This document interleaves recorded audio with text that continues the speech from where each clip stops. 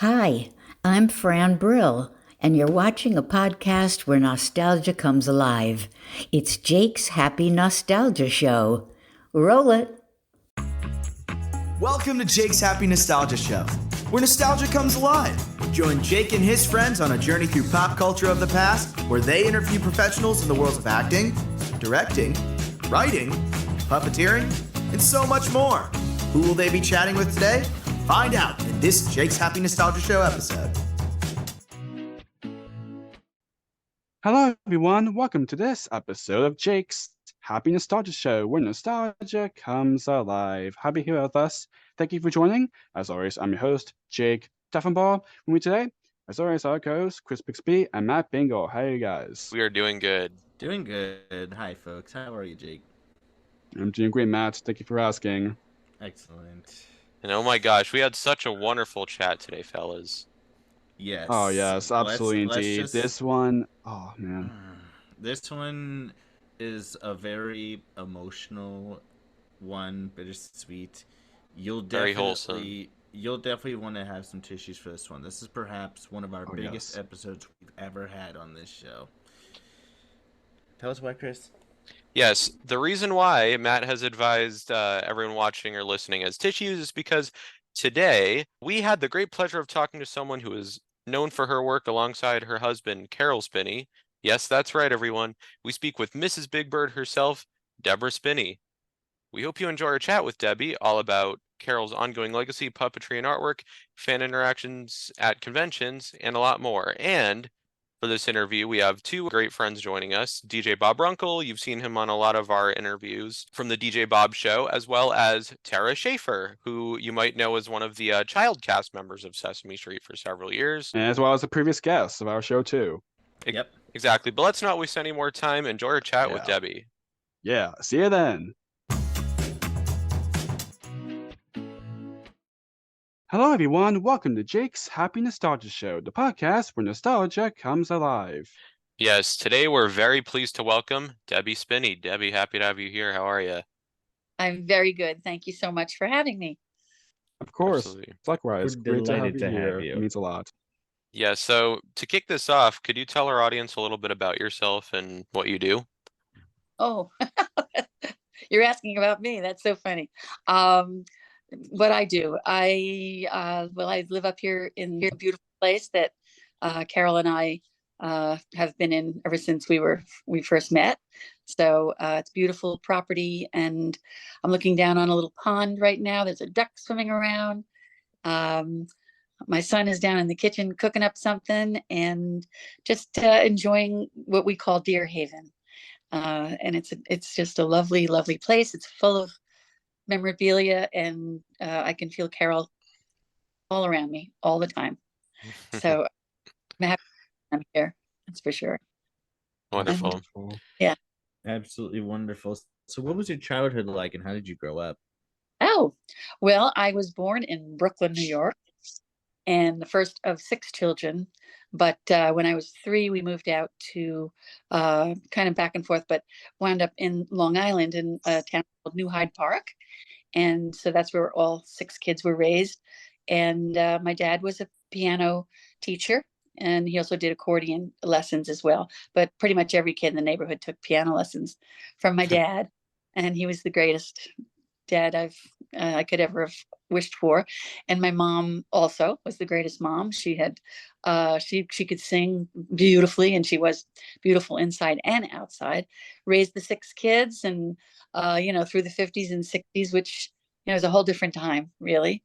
But we had a wonderful, happy childhood, and the neighborhood was great. And my grammar school was in my backyard, so we really kind of rolled out of bed and went to school.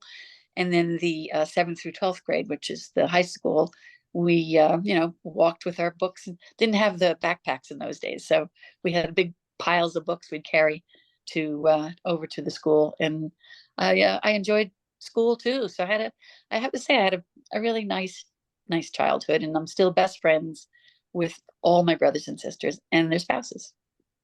Lovely. That's great. Yeah, very That's lucky. lovely. That's so great. So now I'm kind of curious. Was like working in television always something you wanted to pursue as a career? No, I wanted to work in Manhattan, and I didn't. I knew, through my dad, because when he wasn't teaching piano, he was doing gigs on weekends and playing all sorts of clubs and weddings and parties and stuff. So I kind of liked that show busy side of things, but I didn't really think I would be in show business. I think I'm a little camera shy. I like to be behind the camera. That's why Caroll and I worked out so well, because I'd take pictures of him while he's working.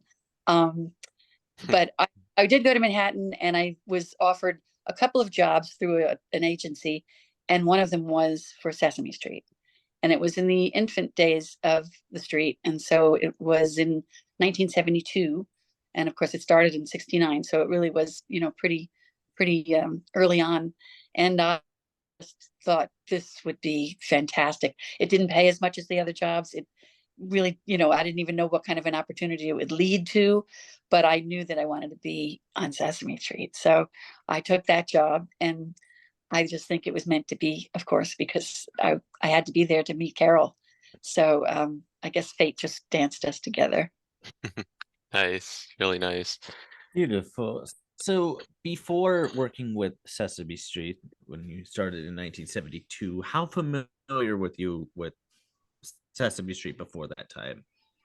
I was pretty familiar with it, even though my youngest, siblings were a little old even then to appreciate, they weren't children, so they weren't really watching it like the kids were. But we all were aware of it because it was a big to do, this crazy new thing called Sesame Street with the Muppets. And I did remember seeing the Muppets on Ed Sullivan, so I was aware of them. But I kind of knew what it was, but I really didn't know every character and maybe storylines and stuff like that. But once I got there, you're surrounded by it when you're in the offices of, used to be the Children's Television Workshop, and of course now it's Sesame Workshop. But everywhere you looked, every office had a TV. You were always watching the feed.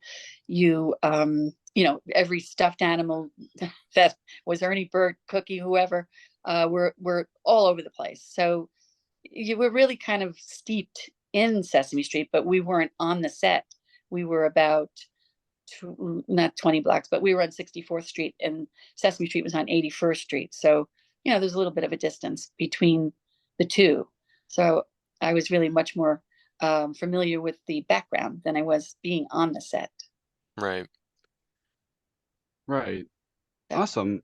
So now, working at the organization that produced Sesame Street, how do you kind of, end up meeting who would be your future husband, of course, Caroll Spinney? How did that happen?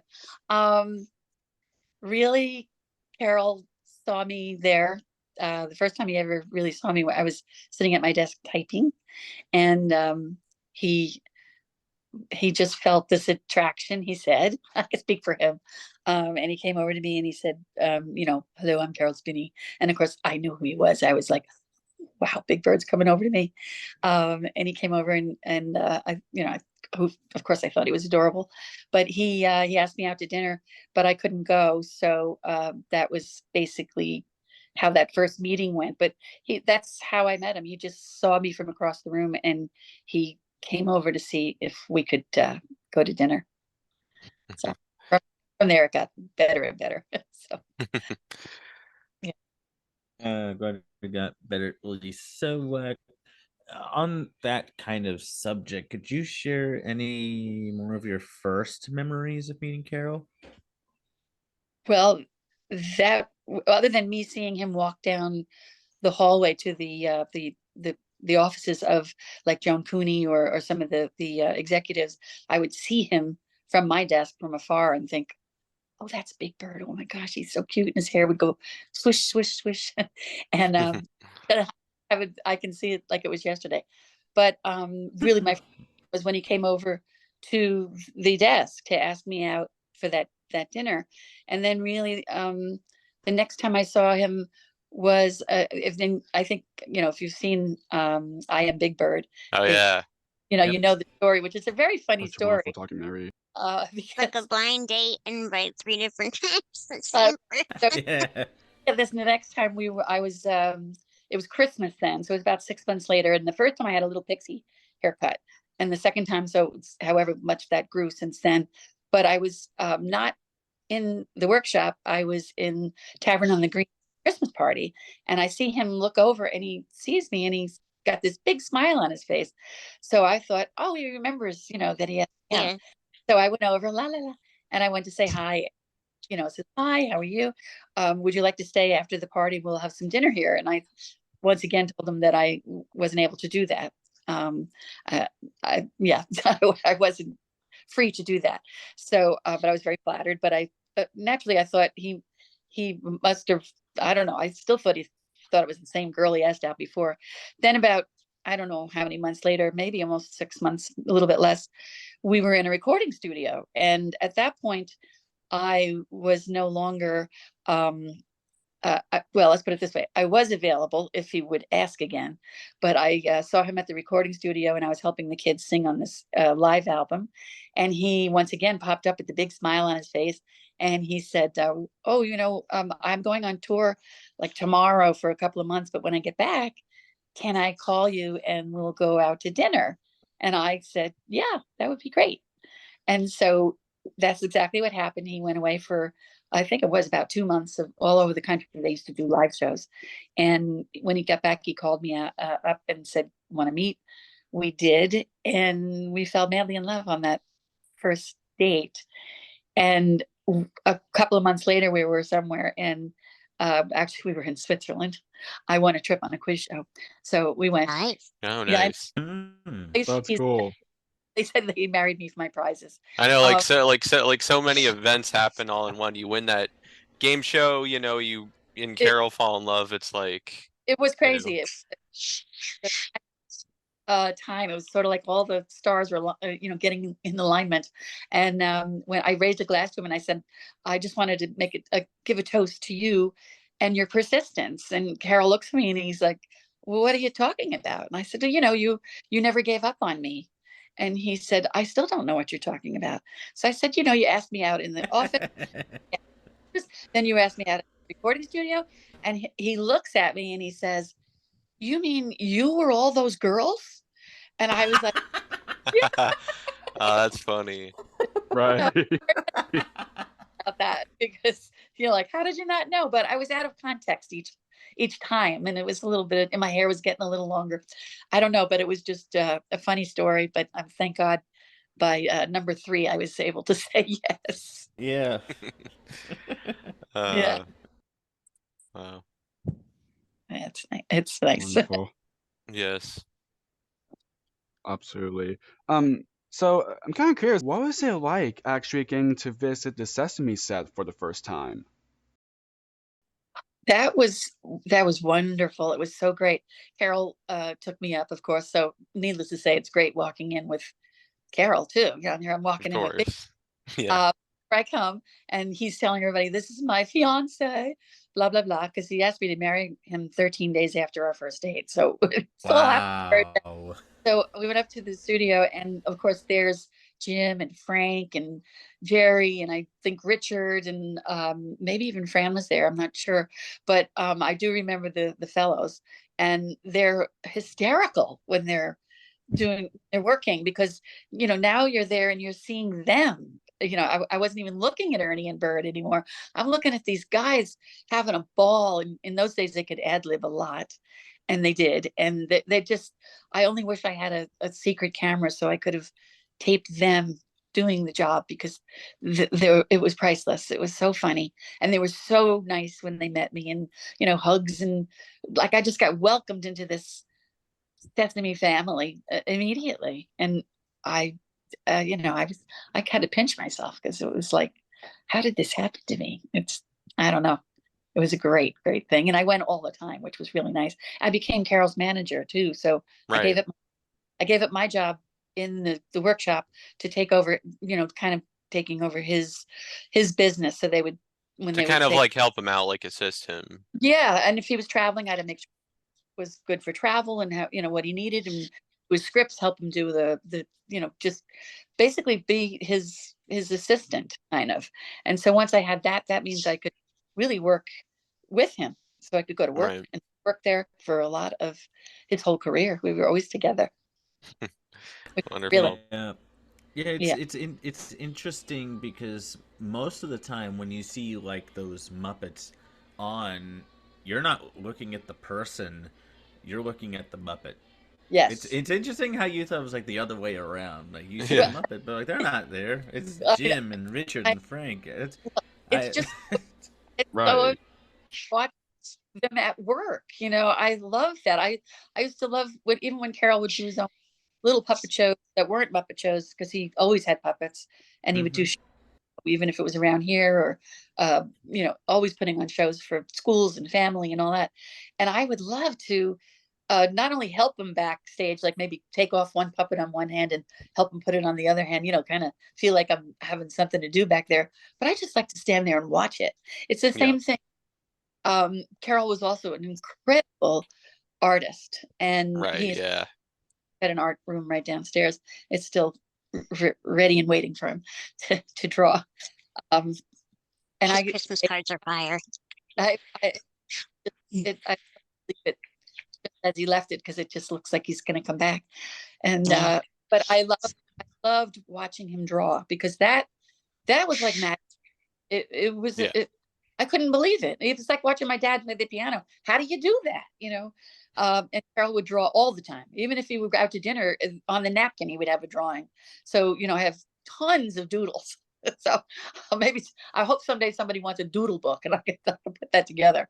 But he was a fantastic artist, and it is one of my goals. Actually, one of my lifelong goals is to fulfill a wish he had that he never did get fulfilled, which is to become known as a good artist. So I've got beautiful, beautiful artwork by him, paintings and sketches and drawings from his whole life. From when he was, there's one of him with Big Bird on the moon. oh, you like that Yeah. one? Yeah, Luna Bird, that one's called. That one took him a long time. He did that one in Hawaii. I like one a lot. Yeah, I love that one too. He was very proud of that, because that had a lot of airbrush work in it, and that used to drive me crazy, because the airbrushes get stuck a lot and you have to clean it out. And that's why he didn't use oils, because he didn't have the patience to wait for it to dry. He always said, I don't want to keep going, I want to keep going, so he liked watercolors and gouache and pencil drawings and all that kind of stuff, but very, very rarely would he go to oil.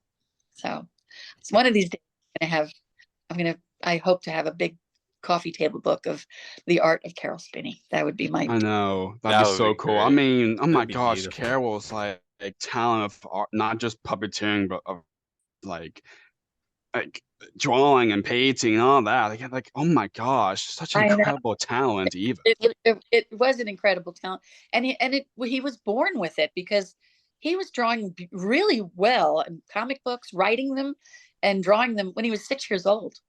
And Right. that's Oh, well, yeah, right. and doing puppet shows, when he was 8 years old. So he's always done it. His mother was a great artist and a puppet builder and a seamstress, and our kids are great artists. So it's in the blood, he couldn't not do it. I think it's like my dad. He just had to play the piano.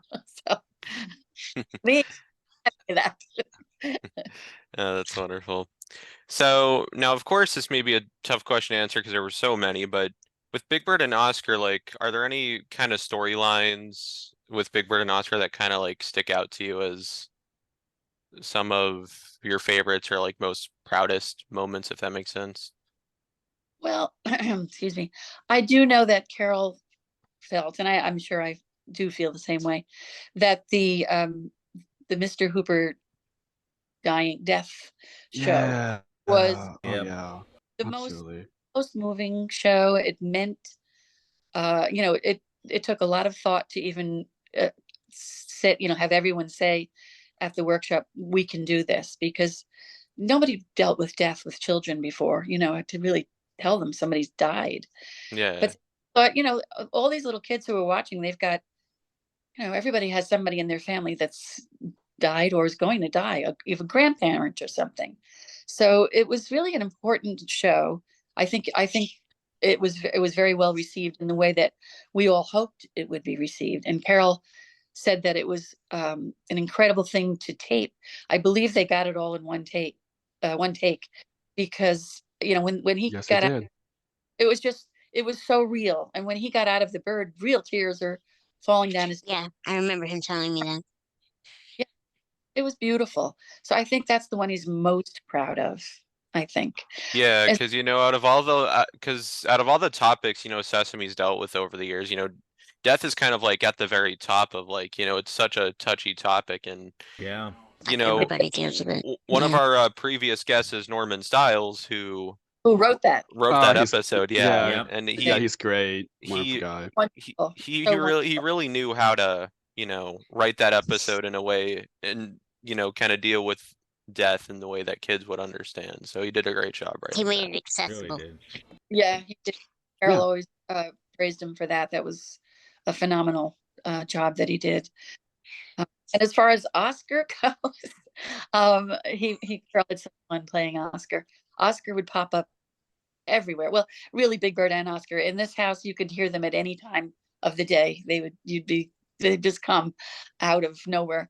But Oscar, I'm trying to think of a really special show, and I'm kind of feeling bad that I'm not coming up with anything. But yeah, I'm like, no one thing is standing out, and I'm sure when I get off this podcast, I'll go, oh, why didn't I think of that? But I'm just Right. not coming up with something for Oscar other than Caroll just enjoyed doing him so much because he was so opposite of Caroll. Caroll was really, Big Bird is Caroll, or Caroll is Big Bird. The two are just that's Yeah. where it, but For sure. Oscar kind of like when Caroll always said that Oscar made him feel cool, where he never really felt cool as Caroll, but when he had Oscar on, he just felt cool as a cucumber.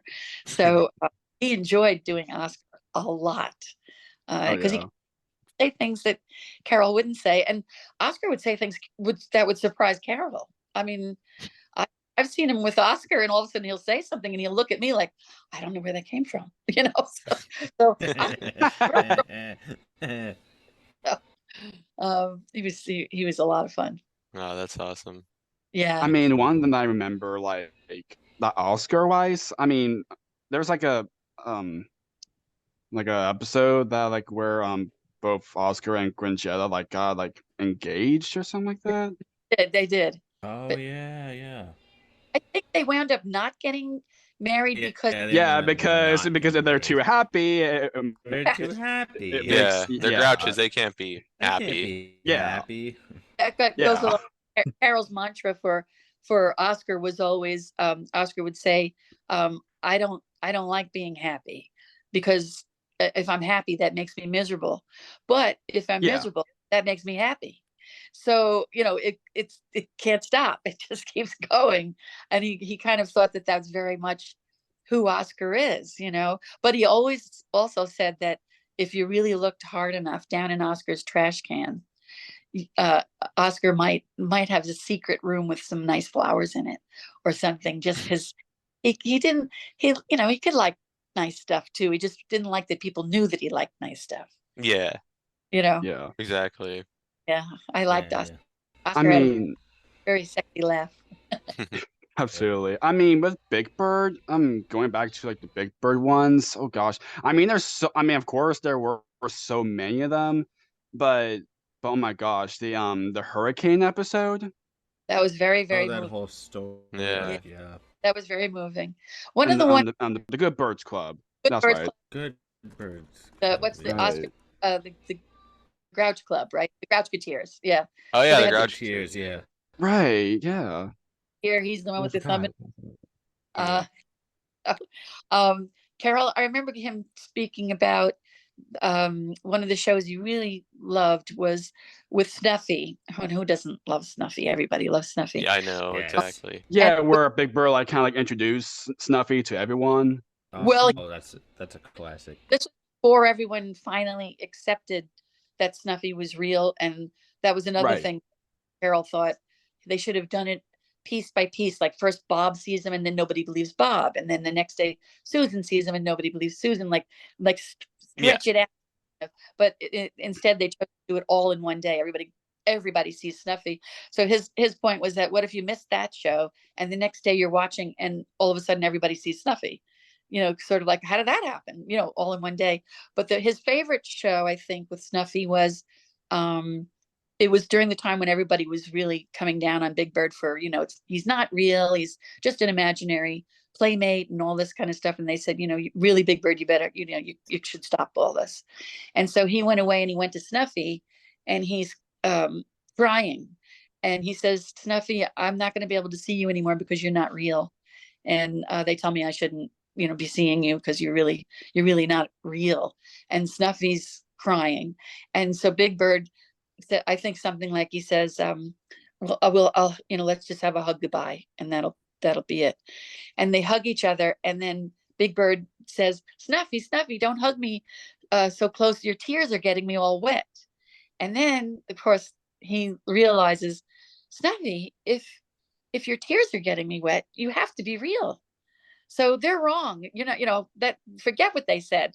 And so he has this realization that Snuffy is definitely real. And when they took Big Bird off of Caroll and Jerry got out of Snuffy, they were both crying. They both had real tears down their face because it was so moving. That's wonderful. My goodness. He loved, that was a special day for both of them, I think. Absolutely. Oh yeah. Yeah. Absolutely. And there's like a sketch where Big Bird first met Mr. Rogers. Oh yeah. That was I love that one too. Everybody was so excited that Mr. Rogers was going on Sesame Street. Oh, I mean, absolutely. Yeah. I mean, who doesn't know wouldn't Mr. be? Rogers? Yeah.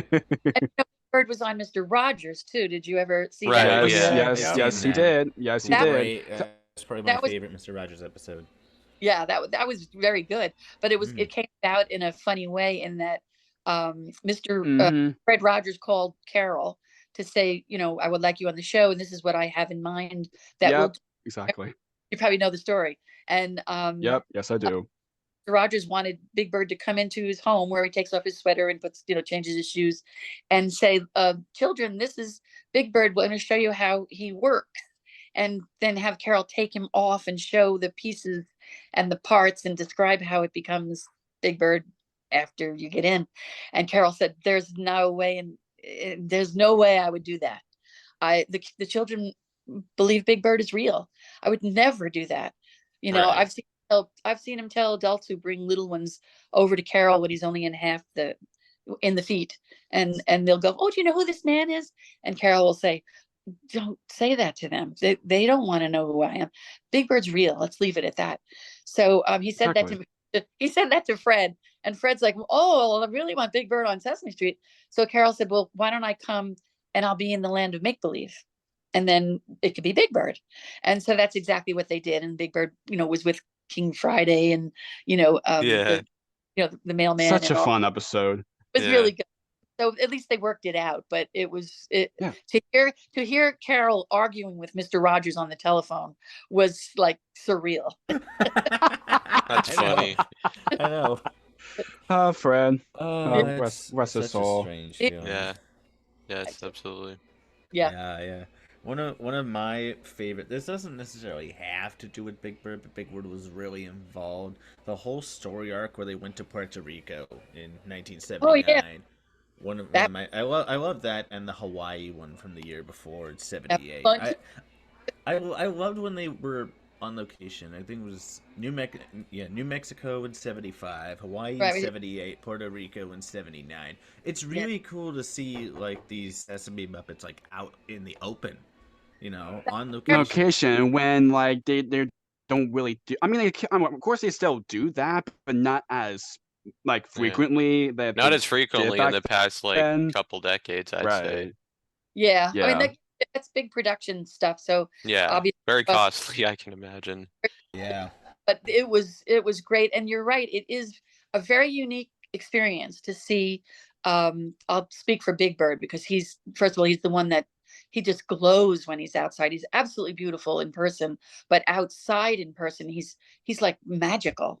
And when we would go, wherever we would go, remember, we also went to China with Bob Hope in 1979. Nobody's had ever been in China since, I don't know, it was closed. So there we were, and they're, they are very, especially then, they believed, many adults believed that Big Bird was a real bird.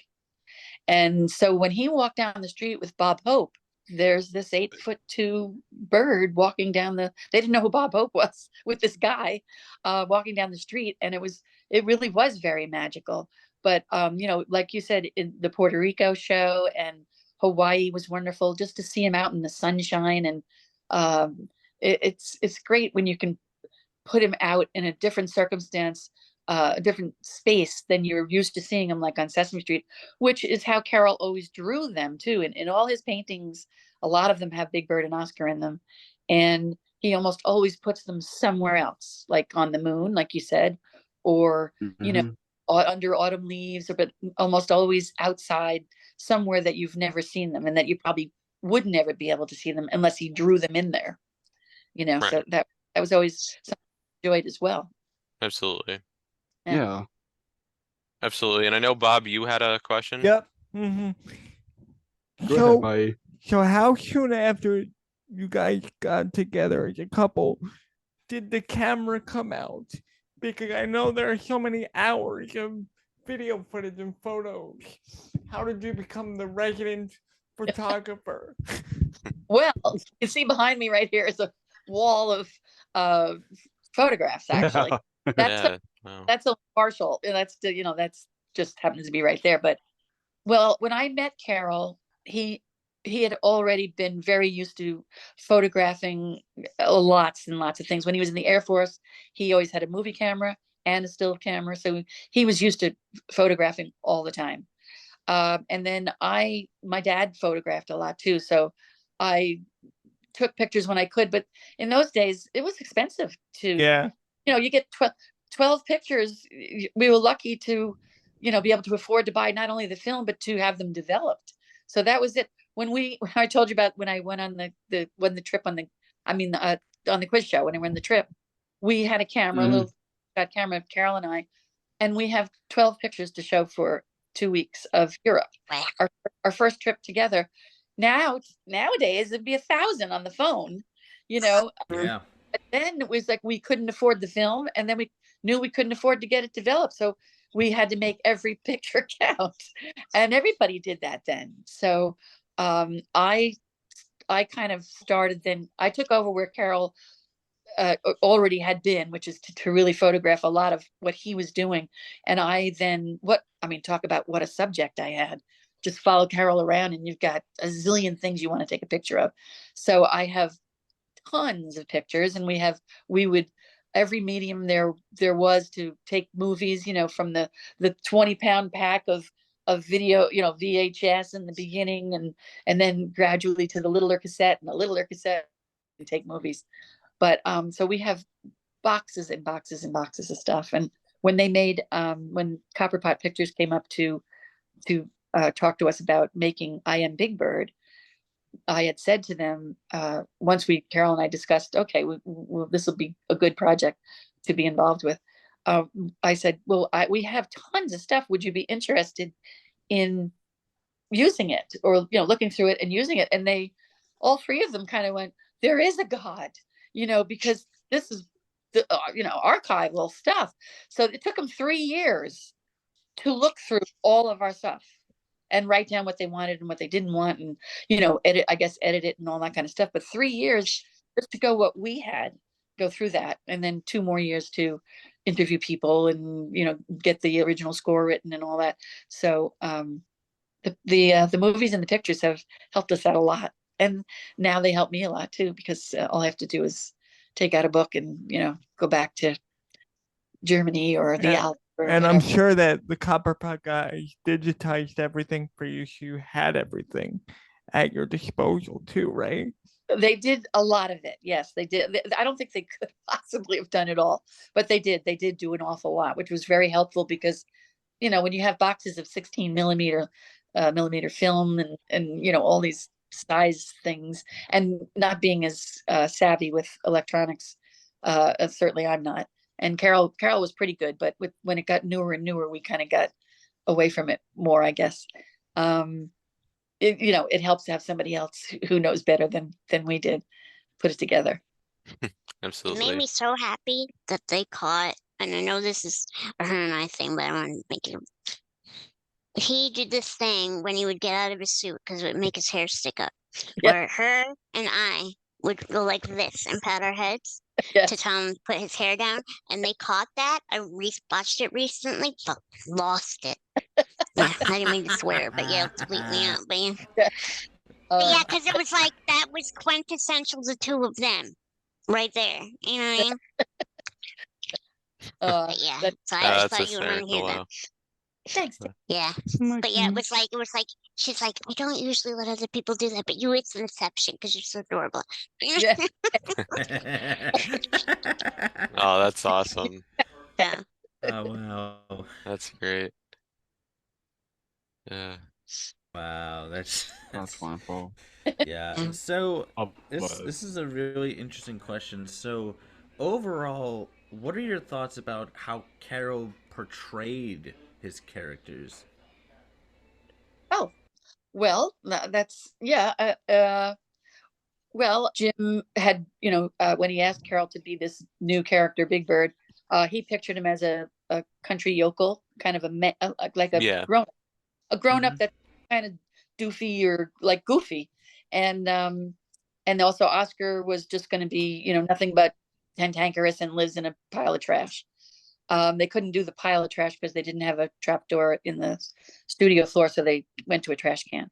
But so Caroll, anything that Jim wanted, he would have certainly tried to do just as Jim wanted it. But it was really shortly into the taping that Caroll realized Big Bird it didn't work. Why would you want him around your kids? He was too goofy a guy, So it was Caroll who decided he should be a child. So I would say that he definitely made Big Bird who he is, and I think I said it earlier.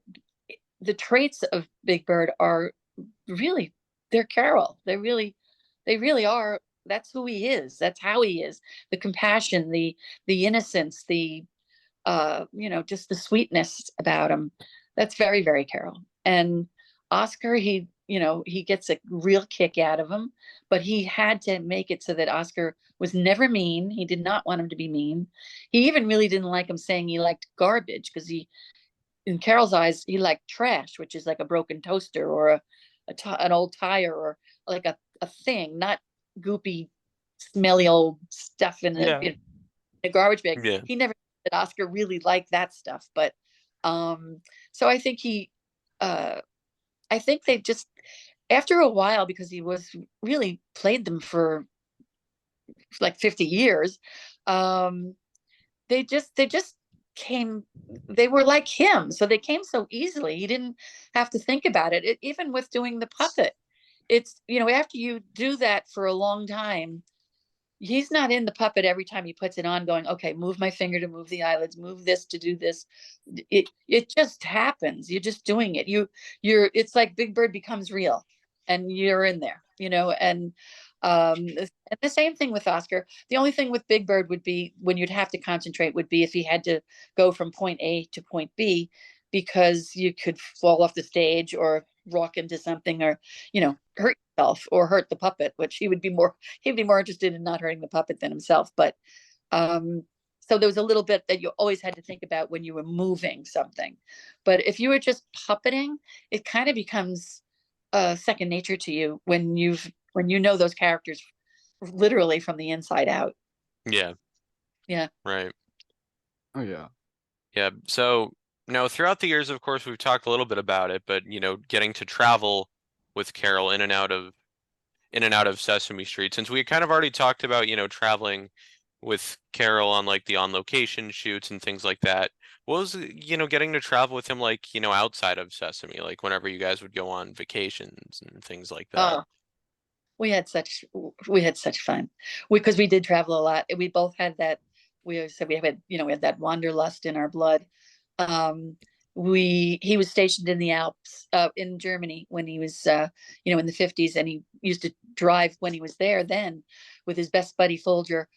They drive to the Alps, and he got to fall in love with that. Our house here is built to look like a Bavarian chalet.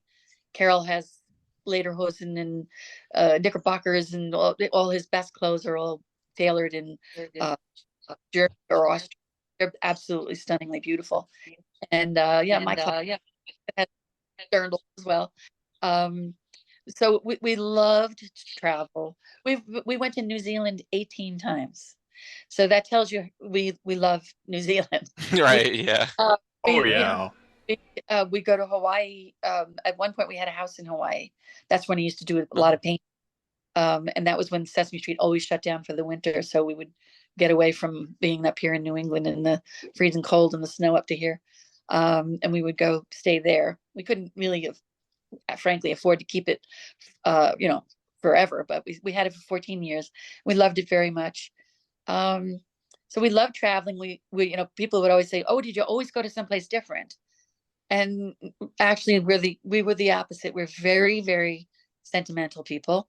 We want the same hotel. We want the same room. We usually want to go to the same restaurant and eat the same meal. So, it got to the point where we could walk into the hotel and they'd go, "Here's your key." It becomes your place. It's sort of like home. And we like that welcoming feeling, like, oh, the Spinneys are here. So that's something we like to do that way. Whereas, I like I said, I do know people who are like, I don't want to go to the same place. I want to go to a new place.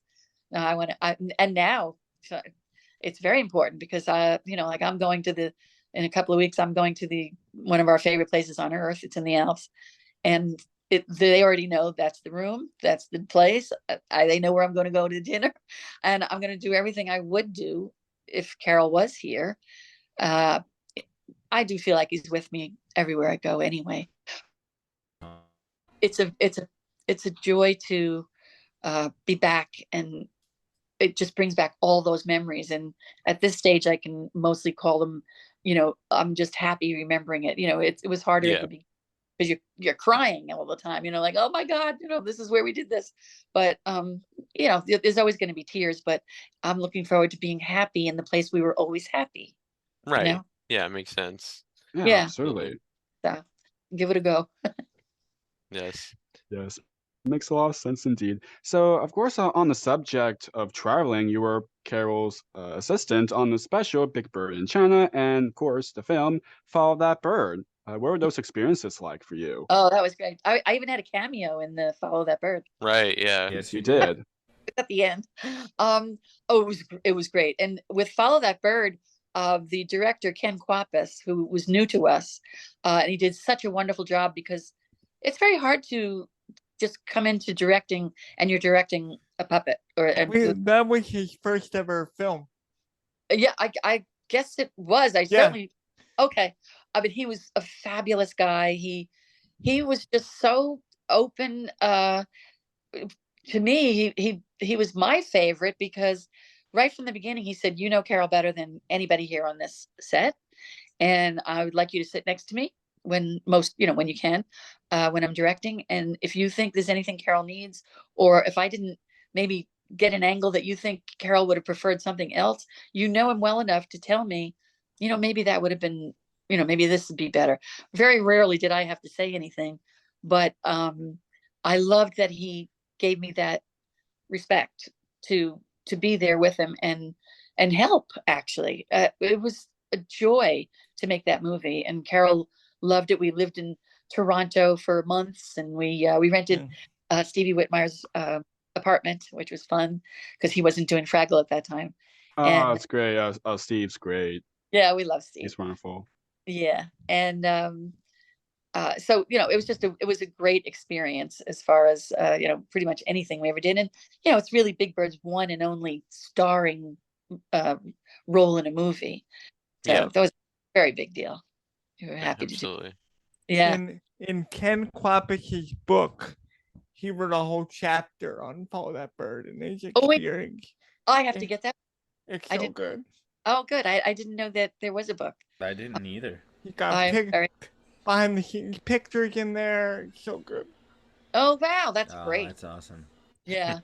And when we did Big Bird in China, that was 3 years after we went to China with Bob Hope.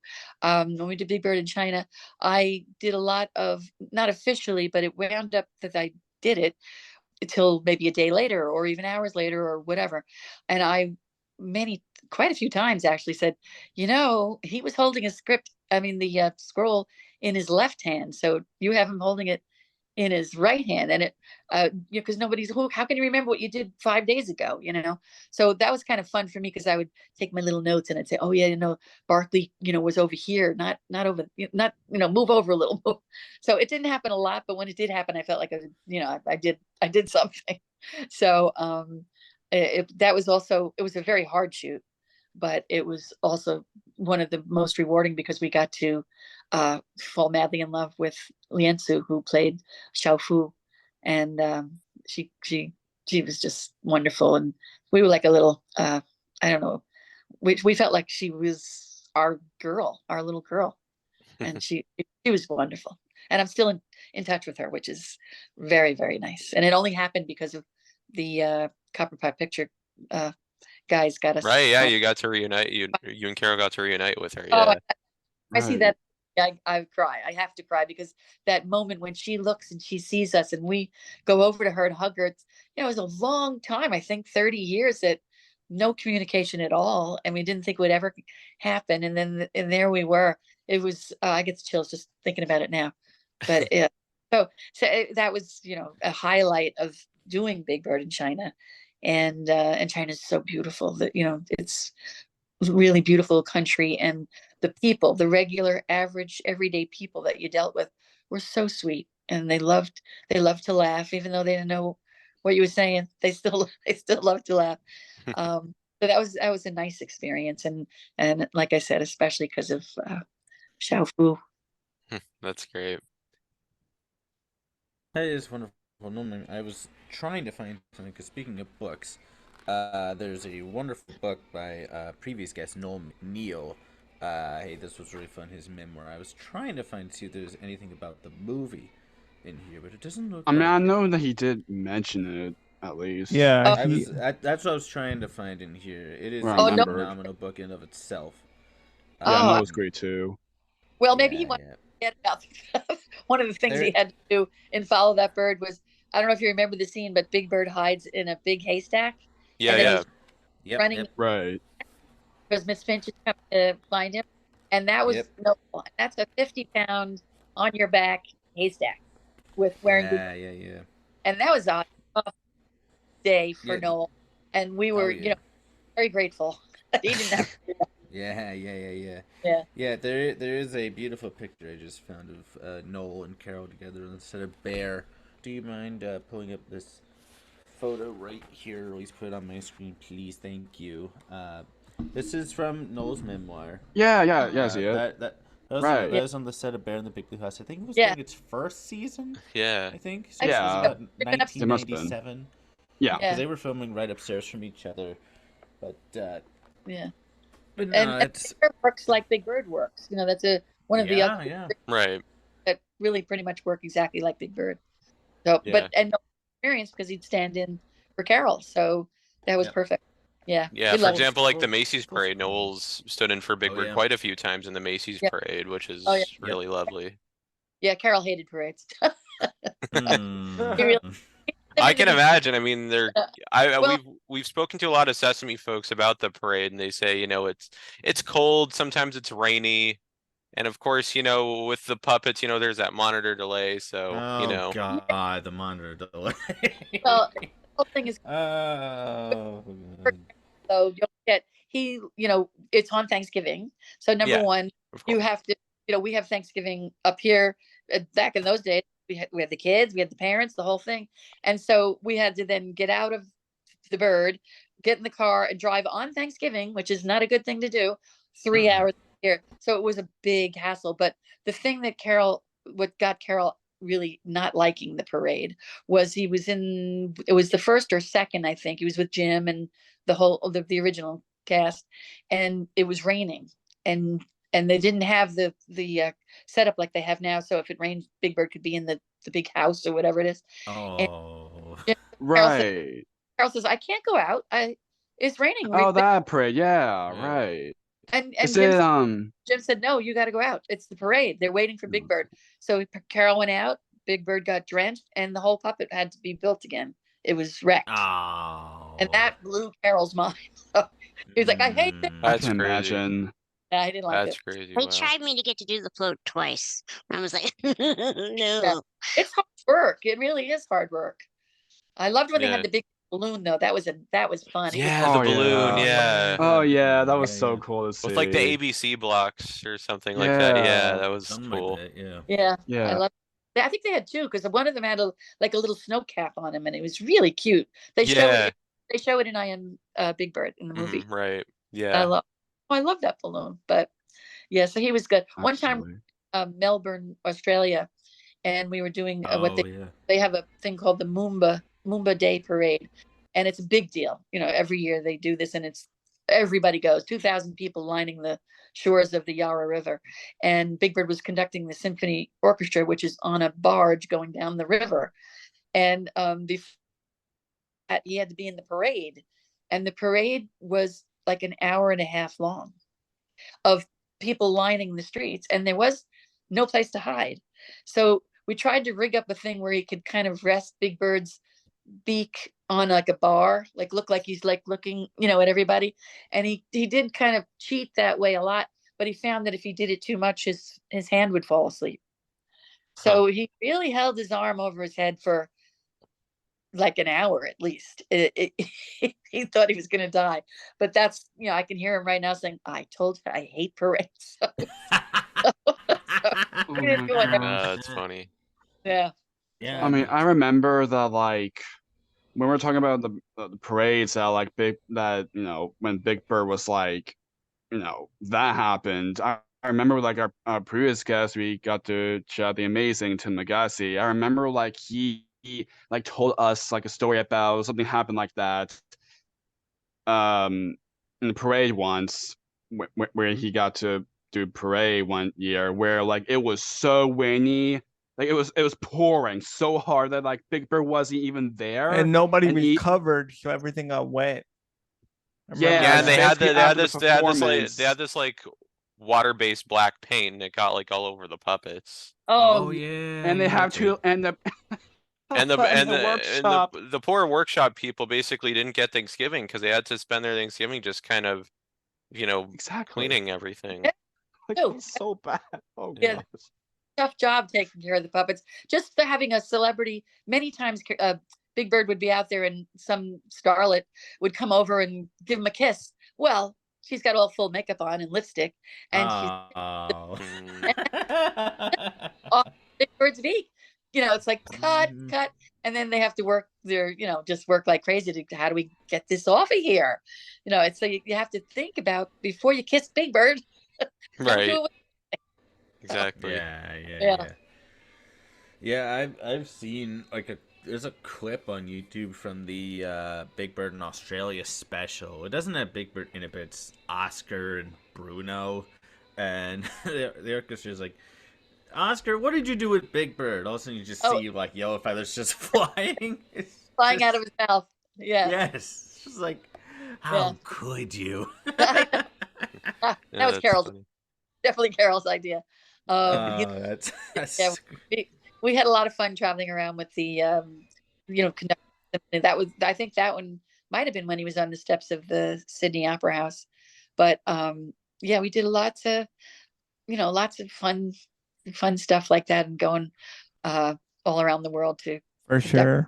And then like the other one, like Big Bird and Maria went to a mall for the Big Bird Spas video. That was fun. Yeah.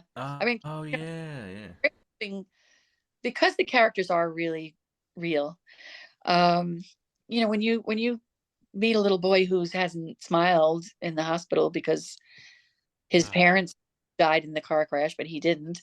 And then you walk into that room and he sees Big Bird and he lights up, and then he just it just changed everything for him, this little Yeah. boy.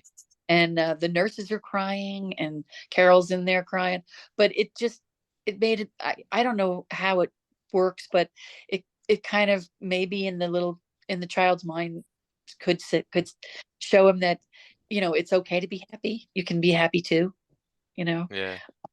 and that Carol's had a lot of things like, Oh yeah. it's very moving, really is. For sure. It's amazing what the power of the character can do. Yeah, and likewise, because Exactly. when we had a Kevin Clash on, we talked to him love about Kevin. getting to do that with Elmo and things like that. Oh, Yeah. He's Oh yeah.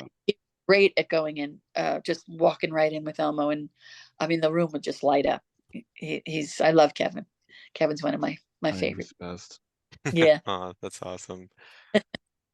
Great. So you were mentioning celebrities earlier. I am curious, did you get to meet any of the celebrity guests that were on Sesame Street? I would always go on the day the celebrities were in, because the celebrities were in. The person we got, I mean, not counting like Jim or anything, who we adored, but celebrities. The person that we got closest to and really were very, very good friends with was Waylon Jennings, who we met when we were doing Bird. And Waylon was, so we got to know Waylon from that movie, and then we got really close with Waylon and his wife Jessie Coulter, and we would travel with him on his bus to do his road shows, and he'd insist we'd sit on the stage with him, which was incredible. And they were great in concert. I mean, they were great in records, but there's nothing like sitting there with a real outlaw rock group and being in the middle of it. And we went to their house Christmas and stuff like that. So I would say Waylon and Jessie were our closest celebrity friends. But we got to meet lots of people, and a real astronaut. And, Yeah. Don't you have a story with Steve Martin where he tried to ask you out or something like that? What? Well, we used to do Hollywood Squares a lot in the 70s. Yeah. Peter Right. Marshall host. Yep. And we probably did 125 squares. It's the square you're sitting in. So Big Bird would have to sit on the floor because the square isn't tall enough if he was sitting on a chair to have Carol's, to have Big Bird's head fit in that square. So Caroll would have them take the legs off a chair with a back, and the chair would be on the floor with no legs. He'd sit on that chair so he could lean back, put on just the body, the body of Big Bird. We didn't even bring the tail because it would get broken in the back. So, but no one could tell that he wasn't all Big Bird back there, but it was really half a bird. And then of course the head, obviously. And then we'd bring Oscar, and he'd switch off every other day to Big Bird or Oscar. So Steve Martin was one of the guests one week, and you'd always do 5 shows in a clip, one afternoon. And so being that I was really working because I was doing the wrangling, and he saw me do my thing, and then Caroll do his thing, and then everybody goes to lunch in between the second and third show, I guess it was. And so Steve Martin comes over to me. This is when he was a wild and crazy guy, and he says, "Oh, I've been watching you and blah blah blah." And he said, "So, I know we don't get off too late. How about you and I? I'll take you out to dinner." And I was very flattered, but I was, oh God. So I said, "Oh, well, thank you very much, but I'm actually with Big Bird.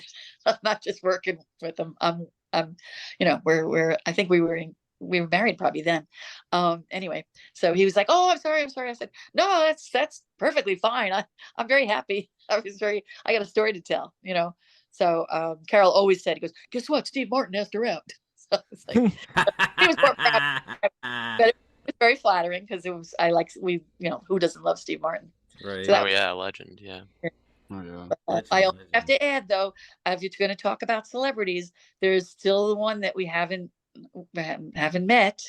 And if you watch I Am Big Bird, I mentioned it in that too, but it didn't give me any. Yep. I know what it is. Okay, who is it? Paul McCartnney. Yes, it is. Paul McCartney, yeah. Yeah.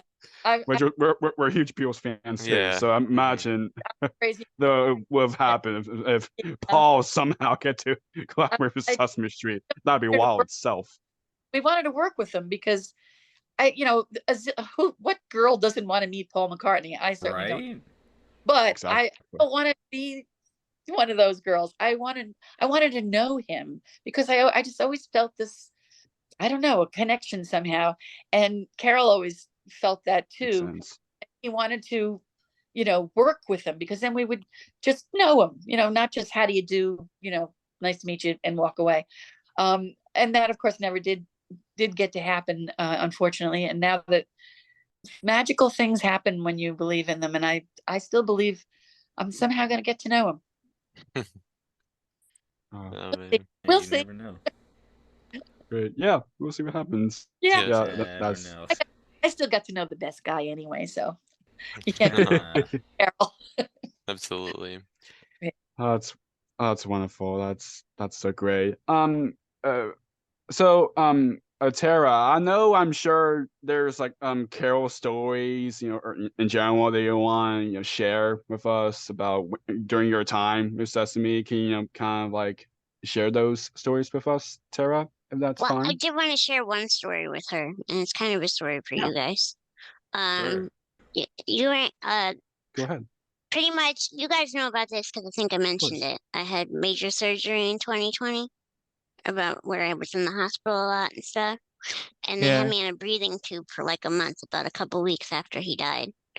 And I I know it sounds weird, but when I was getting my voice back after I had the breathing tube out, they said for me to sing.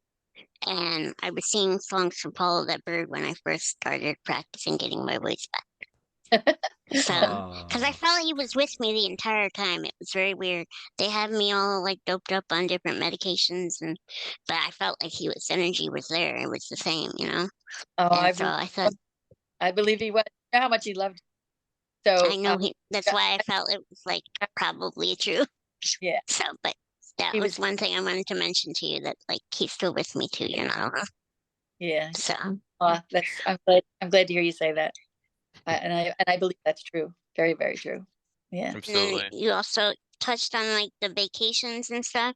I obviously couldn't really travel, but I remember me and Mom would always be excited to see you guys right after hiatus ended, so we could hear about the stories. Like, and you guys would tell us like, we're renovating this particular house, and we'd ask you, how'd that rental go? You know what I mean? Something like that, We're and it still was always exciting. Because they would go to castles, guys, like legit. Like Oh, I really? remember.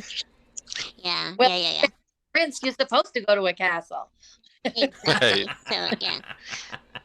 So I thought when she touched on that, that's what it made me think of. But I just wanted to say those two things. That's awesome. Thanks, Oh, Sarah. that's cool. That is awesome. That's so lovely. That's so great. Thank you so much, No Tara. problem. Thank you for letting me That's say so it. lovely. Yeah. Uh, yeah, of course. So now I'm kind of curious, Debbie. Of course, you have occasionally, had the chance to work as a, assistant and background puppeteer in various projects with Sesame and the Muppets. What was it kind of like, getting to work alongside with Caroll? Want to make it sound like that's demeaning, these little puppet shows, but he always kind of, they weren't not the Muppets. They're his little Punch and Judy or the Big Bad Dragon. We would do those where we'd travel. We'd bring them with us and do them for the children of the employees of the hotel or this local school, just because it was fun to do. But Caroll always wanted me to be able to puppet next to him or with him, and I'm really kind of shy that way, but I did get to do Muppets in some of the productions, like a Muppet Family Christmas, Oh, which yeah. is the one where Mother's house and all the Muppets come. Yeah. Oh, I love that Most special. fun jobs we ever had. And Jim, I'm standing there with Caroll, and Jim comes over and he says, "This is a big scene. We need a lot of puppeteers to lip sync to the Christmas carols." So he says to me, he goes, "I want you to do Fat Blue." Now, I don't know if it's still okay to call it Fat Blue, but that's what they called it then. The one that's the Yeah. one with Grover in the restaurant, the big blue Yeah, head. yeah. Yep. Yeah. And I'm like, "What?" He goes, "Well, we need somebody, that puppet in the front, because that's gonna hide two puppeteers behind you who have each one has two puppets on their arms. So you'll be in the front, and the Christmas Carol, so you just lip sync it.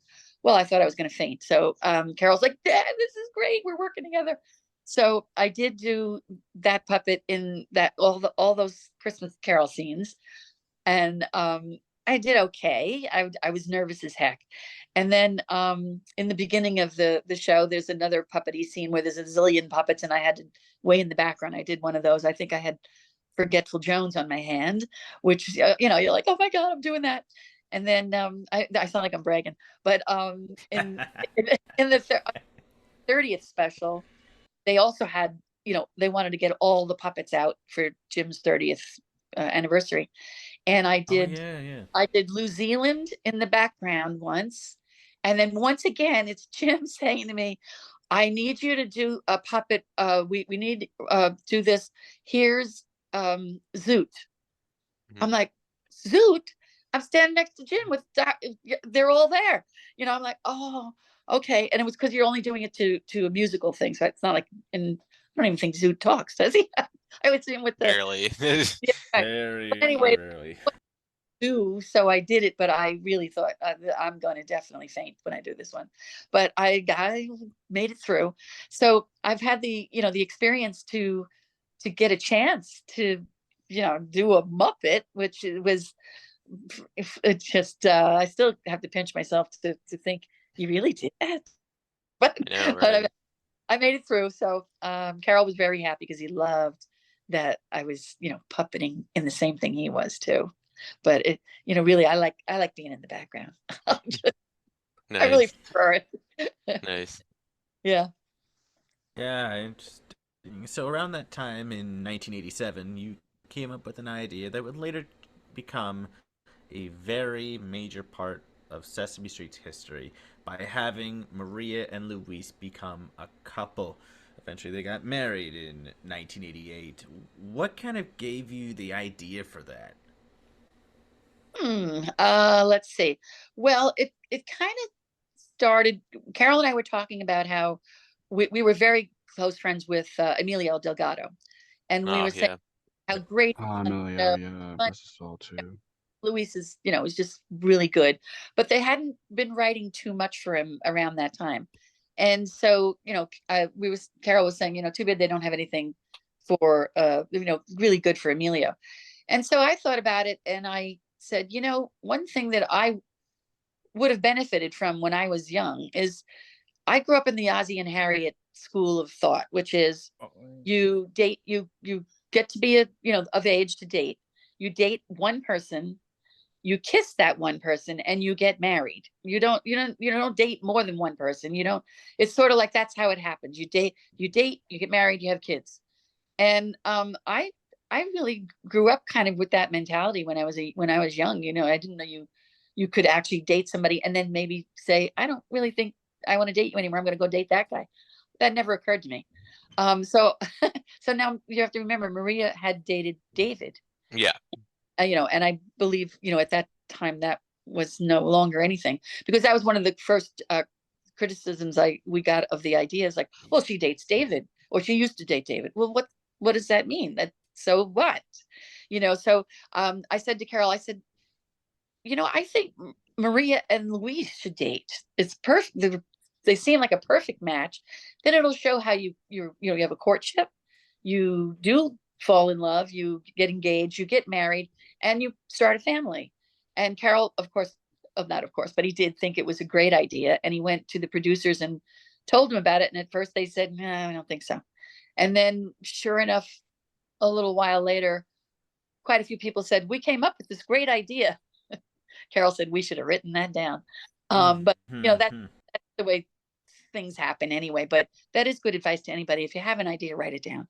And that wasn't the important thing. The important thing was they liked the idea now, and they did it. And then they, it was one of the highlights of the entire, not only of the season, but it's really one of the highlights of that. That was a real biggie. So we were very proud of that. I mean, I certainly was very proud because I'm like, wow, that was my idea. Holy moly. And I'll toot my own horn a little more.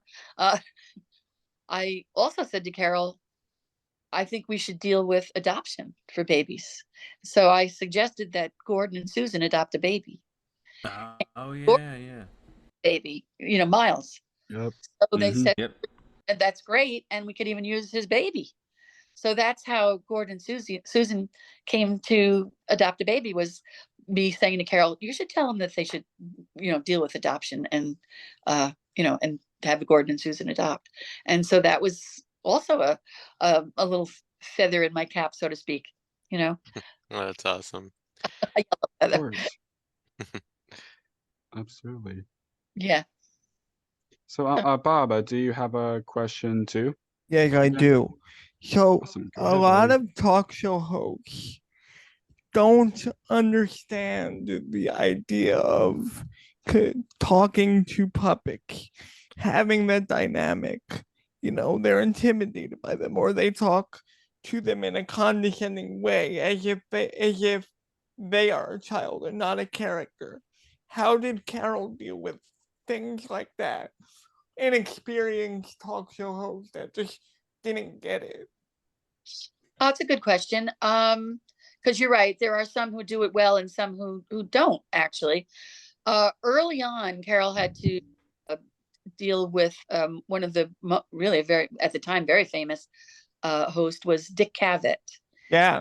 And nice, Yeah.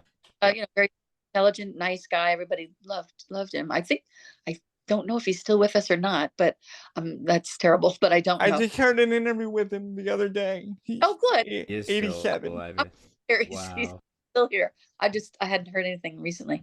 But anyway, Dick, unfortunately, he had a way of, the script would be given to them and Caroll would have his lines and Dick would have his lines, and Caroll would usually have the punchline, like, how did you, I heard you, when did you get here, Big Bird? And Big Bird would say, and kind of pretend he's flapping his eye. I just flew in from Schenectady, like, boom, boom. It's a good flying joke. That's the only thing that came to my mind. But the whole thing was all like kind of setups and the joke. And when it came down to doing it, in rehearsal, it was fine. But when it came down to doing it, Dick would say, like, gee, I heard you just flew in from Schenectady. Now that's the joke. So Caroll would go, a Big Bird would go, uh-huh. There was nothing else to say. And it just did that like a lot. It just didn't, it did not work, so that was the one that stands out, that it didn't work. But like he's been, Jimmy Kimmel was great with Big Bird. He was perfect. He talked to Big Bird, Stephen Colbert was great, but it was funny when we did show, but they wanted Big Bird and Oscar on together, and they didn't realize that it was one person. Here, and Carol's like, how am I going to do that? And they went, what do you mean? He says, well, I'm both of those. It's like, oh. So now Caroll, I forget who they called in. I should remember, but maybe Joey, I'm not sure, came in and wiggled. Joey, yeah. Caroll did the voices. They were totally, surprised that they couldn't, that it was, one person. So, just going back to the question, really, is some really know how to do it, and some they're just really thinking more of the man underneath than they are the puppet. Yeah, because I watched the interview with him, with Big Bird, and a lot of the hosts are like, honey, did you just come from Sesame Street? Like, this really condescending sort of child, and Big Bird is a child, but really condescending kind of, like you're talking to a preschooler. Yeah. You can go off script.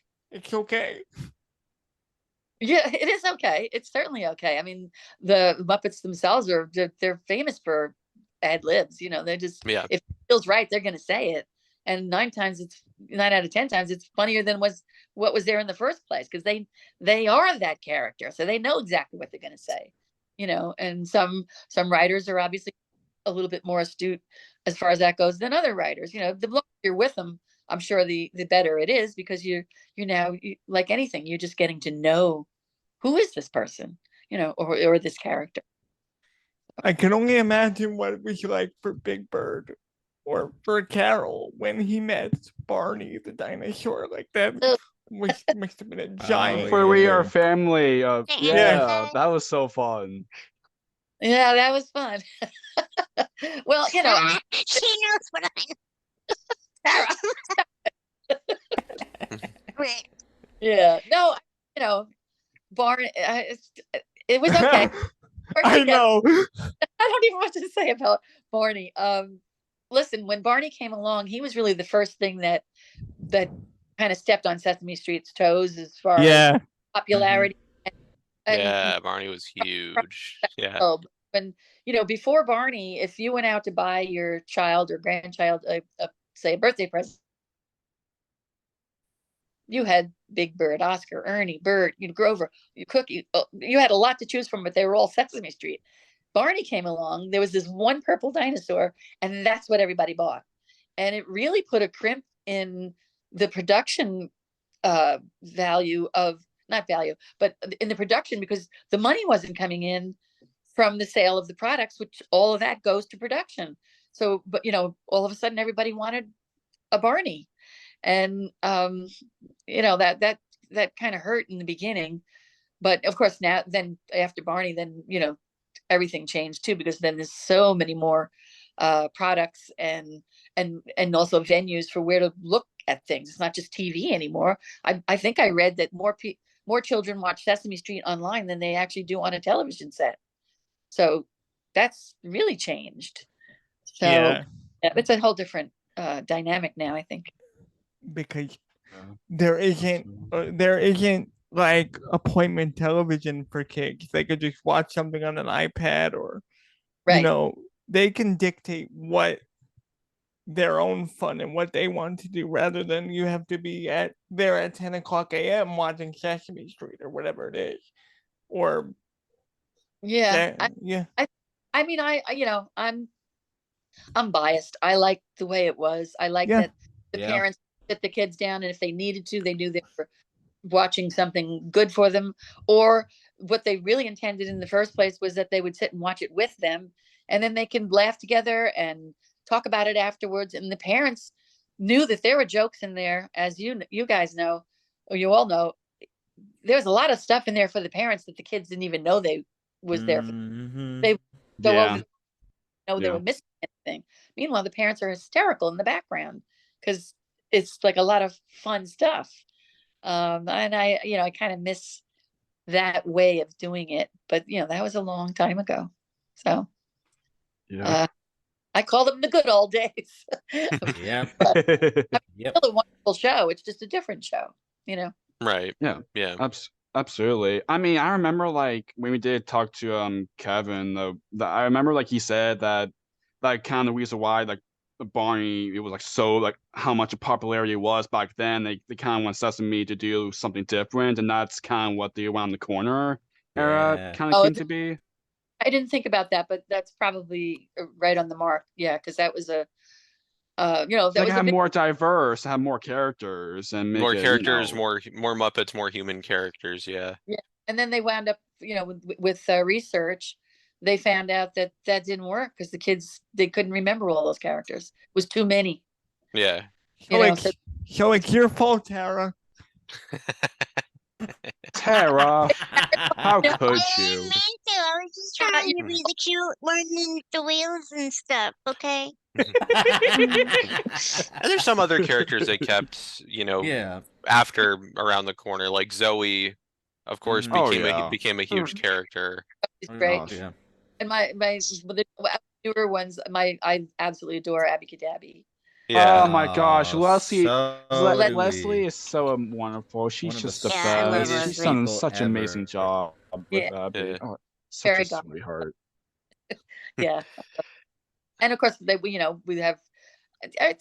still have wonderful music, and they still have waiting list to be a guest star on Sesame Street. There always was. So it's holding its own for sure, and they do research everything they do. That was where department I worked in when I first met Caroll, in the research department, and they take it very seriously. It's not just a kiddie show.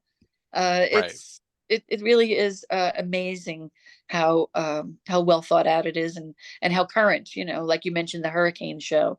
Well, that came right after one of the big hurricanes wiped out half a town, or probably a whole state. Because they wanted kids to know that it'll be all right. You'll build your nest again, and if you will survive. Absolutely. Right. So Yeah. Absolutely. very, very good with that. Definitely. Absolutely.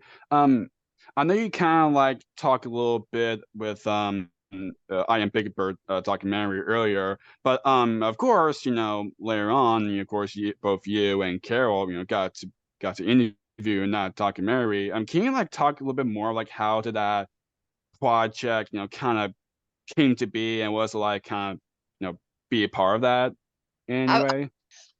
Yeah. According to Dave LaMattina, who is the director of I Am Big Bird, he said that he was looking for a project for Copper Pot Pictures, that they wanted to find a subject for a documentary, and they had done, might have been two before, but the one I know of was From Brownstones to Red Dirt, and I saw that one. It's great. Yeah. it's really great. It's beautiful.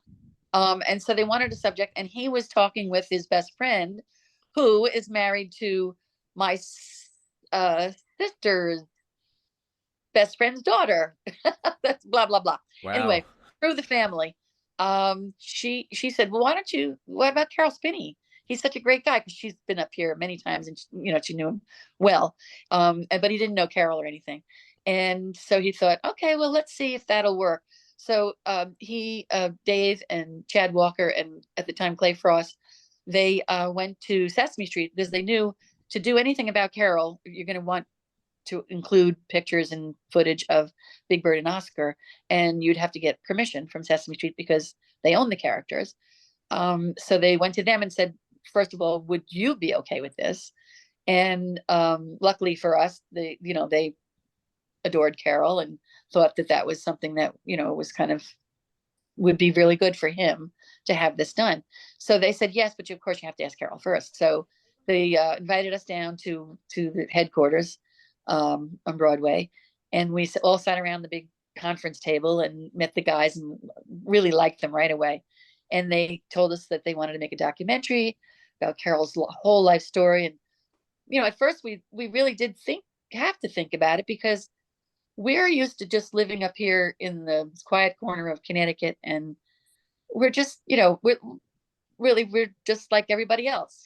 We didn't want to be walking down the street and everybody going, oh my God, it's Big Bird, that kind of thing, because we like our privacy. And also we had been told by Waylon Jennings, don't get famous, because you can't even eat a meal at a restaurant without somebody sticking an autograph, paper and pen in front of you. And so he always said, Caroll, you have it made. But then again, we thought, well, maybe it would be nice. Maybe it would lead to other things that we could, if Caroll was known all of a sudden, because, he always used to say he was the most famous unknown person in the world. And that was true. He said, well, maybe it'll lead to other things, and maybe, whether jobs or other opportunities. So we talked about it. We said, well, that I think it'll be good. We're not going to be stopped where we go, wherever we go. So we said yes. And that was when I said to them, oh, well, would you be interested in looking at our archives? And if you want, we'll give you all our photographs and movies and everything we have. And they, all in unison said, there is a God. And and so they came up with each in their own car, and they filled the cars literally to the brim with everything we had, and they drove away. And that's when, basically they combed through it all and found what they wanted. And then they did the interviews with they did a lot of interviews various places with Caroll. They saved me from the end, because I kept saying, I don't want to be in it. I wanted to be in it, but I didn't want to be like sitting there like this as an interview. And they were like, well, you have to. So I did, and I'm happy I did. But our kids were in it, lots of home movies and stuff like that. So I was supposed to be in it too for Copper Pot to interview me. He wanted me to be part of it, but they. I think you're in a show, though, in the movie. You are. They didn't get to interview, I guess, but yeah, you are in the movie. But yeah, you certainly should have been in a part of the is for sure. But so Yeah. it all came together. They all pieced it, like I think I said much earlier. Had the original score written by a friend of theirs who was in California. I think he did a wonderful job. His name was Joshua Johnson, I believe. And it all came together so beautifully. We did our first film festival thing where we showed the movie for the first time. It was in Toronto, and it was if it wasn't number one, it was, I think, number two. It was very well received, and everywhere we went when we did that year of film festival stuff, it was really, really well received. And so strange to see yourself up on a screen that's The big screen, yeah. feet wide. I was like, oh, is this going to be okay? But actually we loved it. We really thought it was wonderful. And we got to hang out with the guys, and you couldn't meet nicer people. So we're still in touch and all that too. So it's a great gift. I know it's in the Library of Congress, so 100 years from now somebody might pull it out and see Caroll Spinney. Who the heck is that I didn't guy? know that. That's cool. Right, yeah. Yeah, That is that's cool. real cool, because it's a part of history now, which Right. I think for me, Yeah. that's the best that happened, why this happened, and he deserves that. He really, he Absolutely. deserves to be, down in history. So Yeah. I'm glad he is. Exactly. Yeah. Exactly. So you and Caroll also made numerous appearances at conventions. What's it Yeah. like getting to meet, fans? And do you have any like fan stories you Yeah. can share? Yeah, we did enjoy doing the Comic Cons, and we enjoyed them a lot. I mean, Caroll even wanted to do them, right up until he wasn't really very well, but he loved meeting the fans, because this is where they meet him. He's not in Big Bird, he's not in Oscar, he's Caroll Spinney, and they would usually, either want a picture with him, or we'd bring some artwork, and maybe they'd want some artwork that he did. So he got a chance to see what people thought of his drawings, which was very rewarding for him. And I'm still actually hoping to continue doing that in his name. I am Mrs. Big Bird. That's what they call me. And I love it. I'll always Oh, be Big Bird.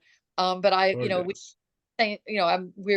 we had signed with In-Person Productions. His name is Tim Bending, and he has a lot of, Oh, Tim. Yeah, yeah.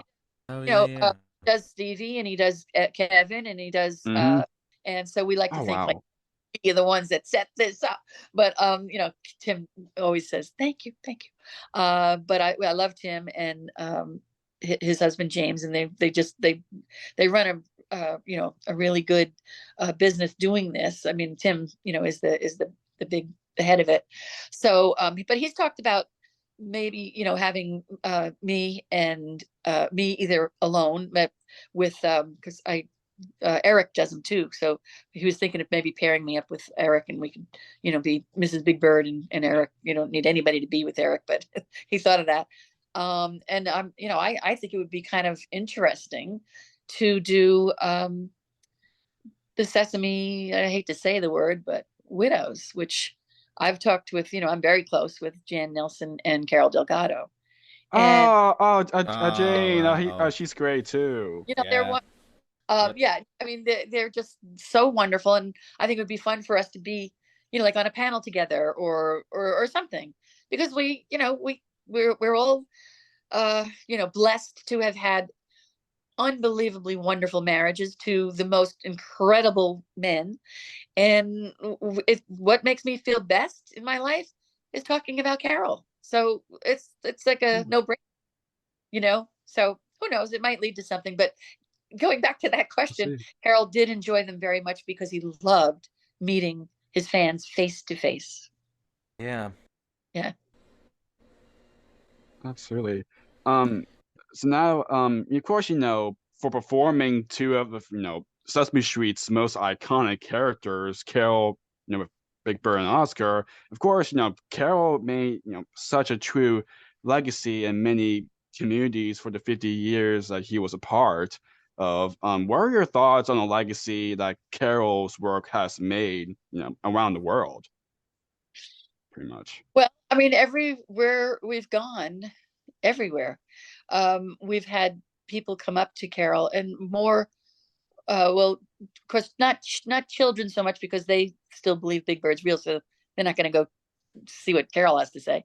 But the parents and the grandparents all come up to him and say that it changed their life. It made it.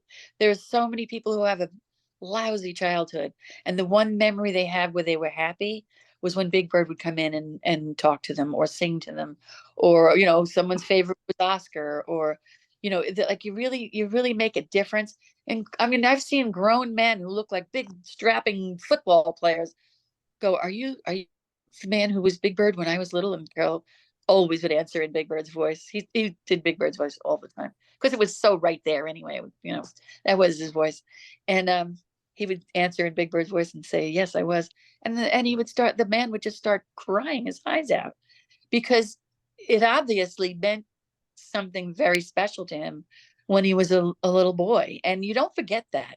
It shapes who you are. So everywhere we went, Caroll would just get tears and thank you. And he is one of the kind of puppeteers. Some puppeteers you have to go, please do the voice, and all right, I will. But Caroll, no, you didn't have to ask. He would always do the voice. When we woke up in the morning, every day he sang in Big Bird's voice to me, the same song, Good Morning, Mr. Sun. But so he was, Good morning, Mr. Sun. Yeah, I can't even sing, it'll make me cry. But that was the thing. He would always, it was very easy for him to just do the voice. So when somebody would come up to him and talk to him about when they were little, it would be Big Bird talking to them. So they would just be so moved. And, that voice is just so iconic and so soothing. And I think he pronounces his words, even with Oscar, really, really perfectly. He had great, I guess you'd say, diction. He just, that was his thing. Yeah.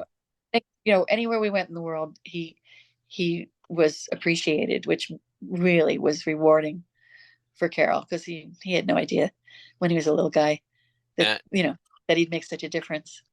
Yeah, I mean, with it, it's interesting. We've brought this up on the show before. With like TV and all that, like you film it and then you don't get a reaction out of it until months later when it's out. But with like cons and theater especially, yes, you get that live reaction. You get that like right away. Like you gotta understand how much they meant, how much they meant. How much they love Big Bird. Yeah, and then, and they can see those reactions. Literally. That's very. Caroll said that also about drawing.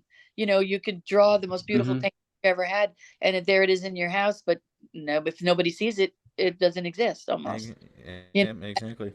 With Sesame Street, of course, you hear all about how great it was, and you can watch it again on TV when it's done. But like you pointed out, at the when you're at a thing like a Comic-Con, or if you're giving a live performance, like conducting the orchestra, when Caroll would do that all over the world, you're hearing the screams of joy. And it reminded me of a story that you told me, Tarah. Didn't he show up at your birthday party and my 9th birthday? Yeah, my 9th birthday party.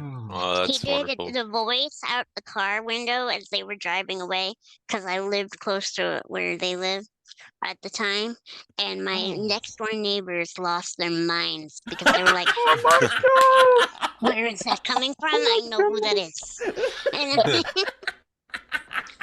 So it was it was funny. And I told them about it. I think after you got home, I called you guys and I was like, by the way, the neighbors, they went crazy.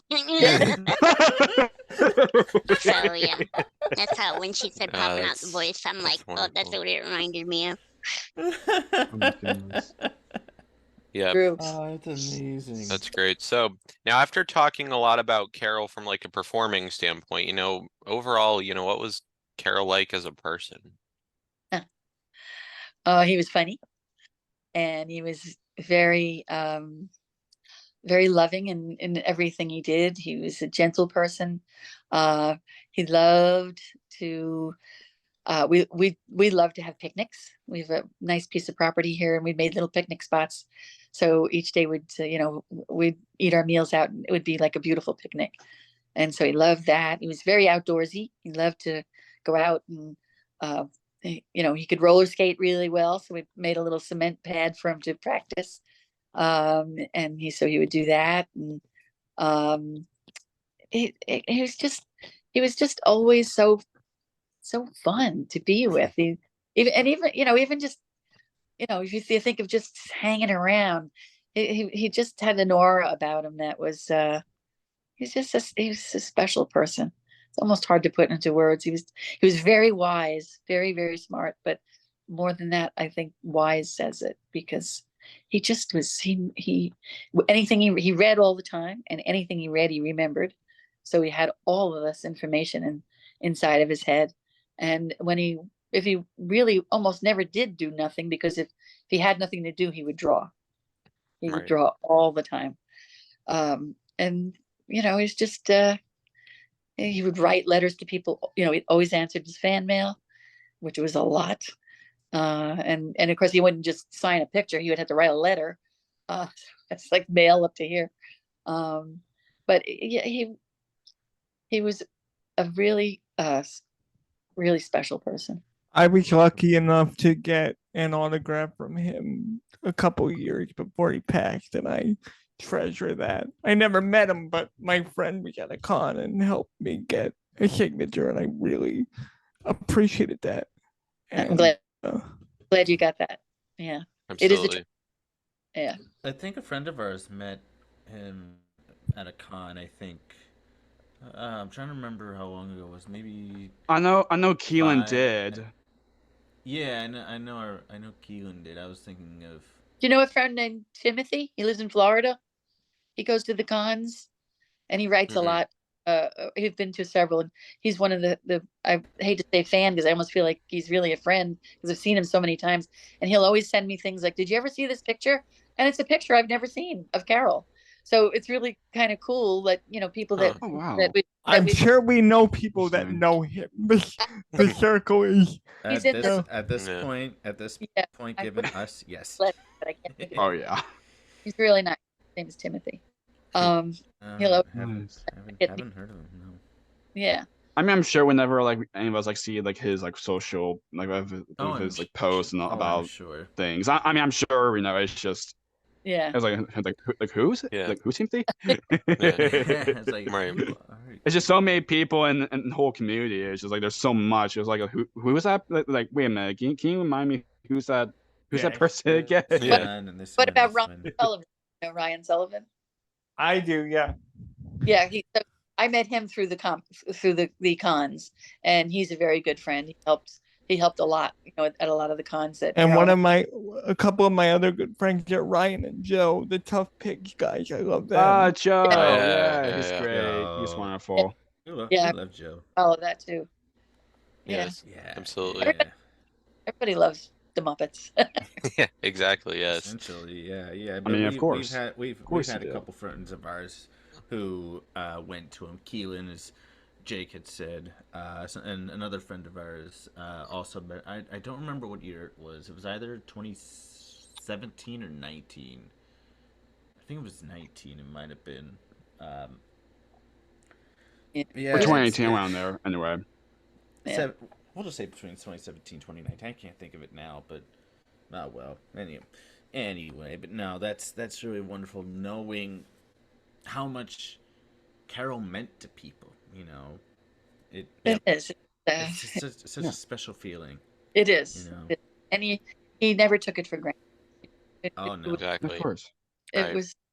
Yeah. Exactly.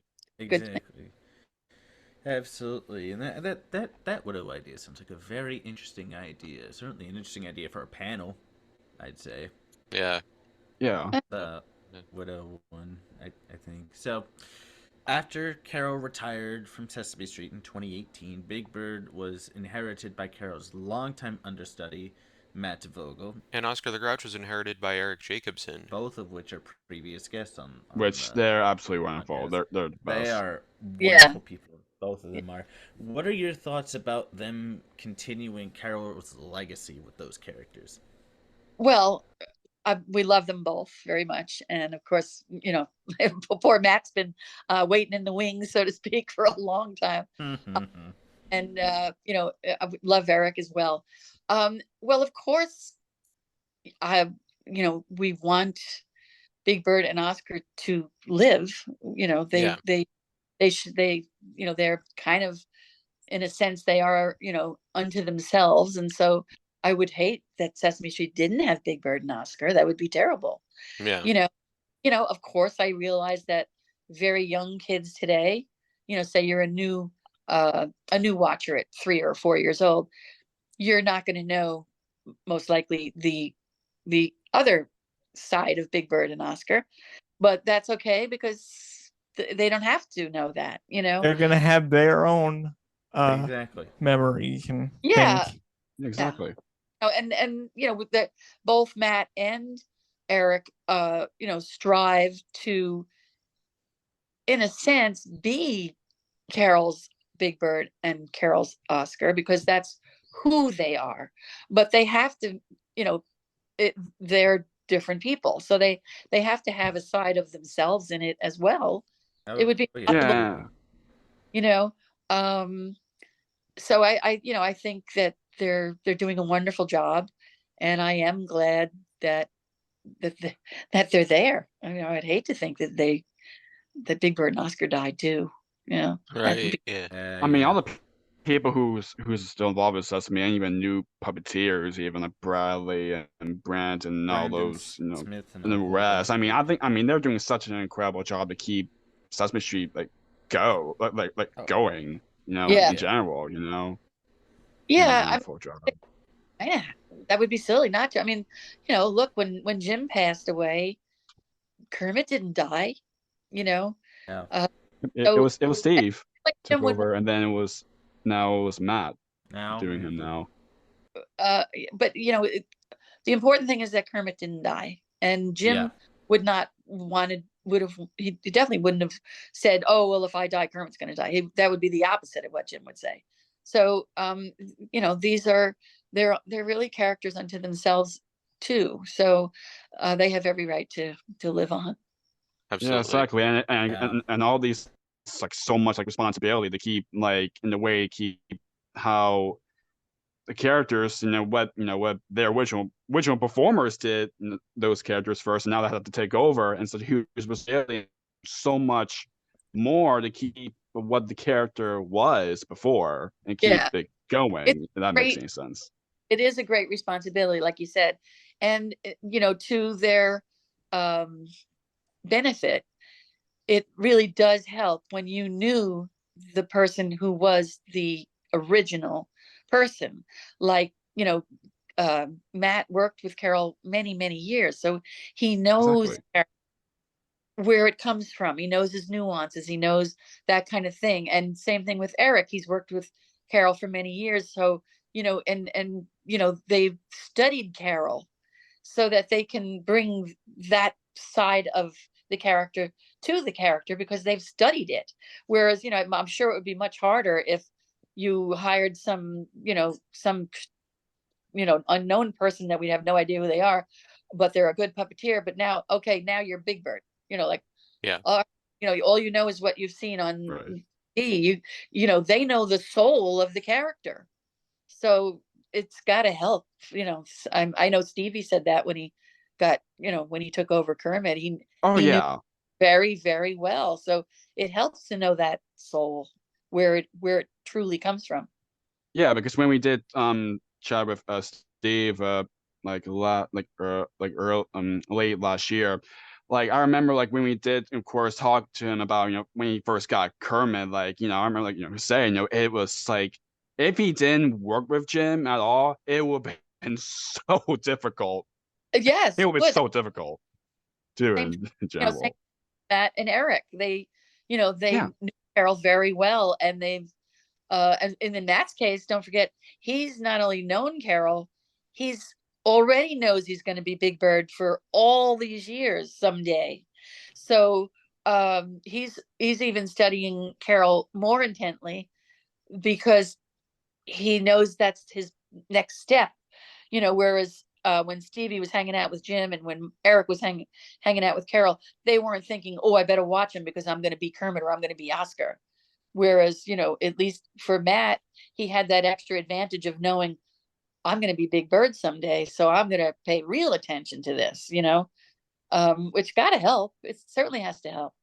Yeah, and of Exactly. course, they already know like what they're gonna do if something case happens if they can't do it anymore. Yeah. Right. Yeah. Right. Great. Exactly. And they're Yeah. all puppeteers. That's also Oh, yeah. very important that they're incredible puppeteers. So, Absolutely. that's also a lot of the battle there to get it right. So, Yeah. it's it's a strange business when something ends and a new thing begins and all Right. that kind of the show. Absolutely. Yeah, and on that subject, you had mentioned like newer viewers, like 3-4 years old now, is completely different than say 20-25 years ago, even 30 years ago, like when Tarah was in the Around the Corner era. It's completely different. Like everybody has their own memories of Sesame. You got the originals, you got like early Elmo, let's say 80, 81, let's say, and then you got, as we said earlier, Luis and Maria, them getting married, having their baby in 1989. You have your own. It's like everybody has their own different eras of Sesame, and Yeah. I think it's interesting to think about because again, the show's been running over 50 years. Everybody has their own different like favorite episodes and characters and whatnot.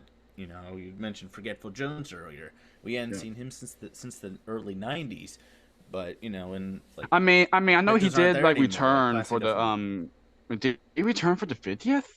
I think he did. Or something like that, or like might- no, something might like have. like a The like 50th no, special. Yes, he did. yeah, Oh, okay, because I was thinking either One of them that or came the back. video or a little video that like Yeah, Matt did. because Matt played They him did in the Forgetful. 50th. Yeah, I think. That's right. Yeah. That's right. But So I forget- thought it was something about like a little video that was like kind of like one of those social media content videos that then when Forgetful was like appeared, but just Oh, yeah, for like just a couple of right. seconds or something. I forgot about that one, to be honest with you. I haven't seen that one in a while. Yeah. Me too. Yeah, it's like everybody has their own memories of Sesame and so many different eras too. You got the originals, you got Around the Corner, you got Elmo's World, and what they have now. It's interesting. All the different eras and so many. Probably I'd say at least 3 generations, maybe more. But Right. it's interesting. But. Yeah. One thing that's pretty much stayed the same, especially with conventions, going back to that, was Caroll. You mentioned like the big, like burly people just tearing up, when they, like, you were Big Bird when I was little, and Yeah. it just broke him. It's It's I know. it's beautiful. So lovely to hear Yeah. that. Yes. Hear those stories. Absolutely.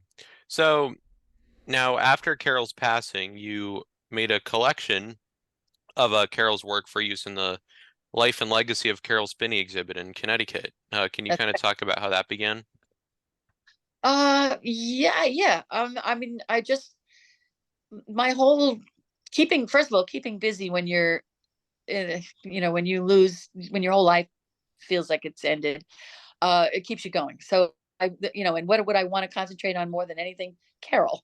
So I thought, all right, I want to keep people thinking about him, remembering him, and I have so much stuff that is fascinating stuff, all archival and memorabilia and paintings and his costumes from when he was on Bozo and all that kind of stuff. We're both pack rats. We have everything. So, it's the problem, but it's a good problem. But anyway, so I wanted to keep his name out there, and it's all gearing up towards getting people to pay attention to him and pay attention to the fact that he's got to be known as an artist, because that, like I said much earlier, that's what he wished, and he didn't get that wish. And so I have that as my goal is to fulfill his wish. It probably will take me almost my whole life, but if it happens, then I will be fulfilled if I can get. So I would love a book of his Christmas card I'm art. trying to do that, but you try to get That people, would be great. try to get publishers interested in this. It's amazing. We'll I bug think them. bring them- We'll bug them. they're not there's not a lot of publishers out there who find it interesting, which amazes me. I want a Christmas Yeah. book. Always wanted a Christmas book, and we want a general book of his various artwork from, he's been drawing for so long. There's stuff without Sesame Street. There's black and whites. There's pastel. There's everything. That's awesome. He drew cars. He made up cars and drew them. They were fantastic. So he's just got so much to show. I want to show it, and so that's kind of where I started thinking about the exhibit in our town, because I thought, well, if enough people get to see that, and a lot of art was in that, I put a lot in there, maybe a word of mouth will hit the right person, and someone will go, oh, I know this person, they publish books, and this will work. So I have little this is and that connections, but so far nothing solid, and I'm just not going to give up until it happens. So that's kind of where that started, but I'd love to make it a traveling thing, because people really did enjoy it. People drove from states away to see it, and I think it was really nicely put together. It had a lot of interesting things, everything from his first comic book at 6 years old to his paintings, to, like I said, costumes, and you name it, it was in there. His Pickle Puss, which is his puppet that he was doing when Jim discovered him, and Right. Everything from soup to nuts.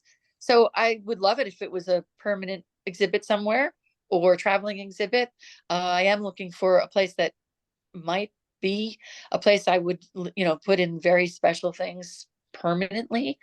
Even though I hate thing go, because every time if I touch them, they're like touching Caroll, but they got to go somewhere. They have to go somewhere where people can appreciate it, Yeah. and where they'll be taken care of. Because when I go, now what's going on?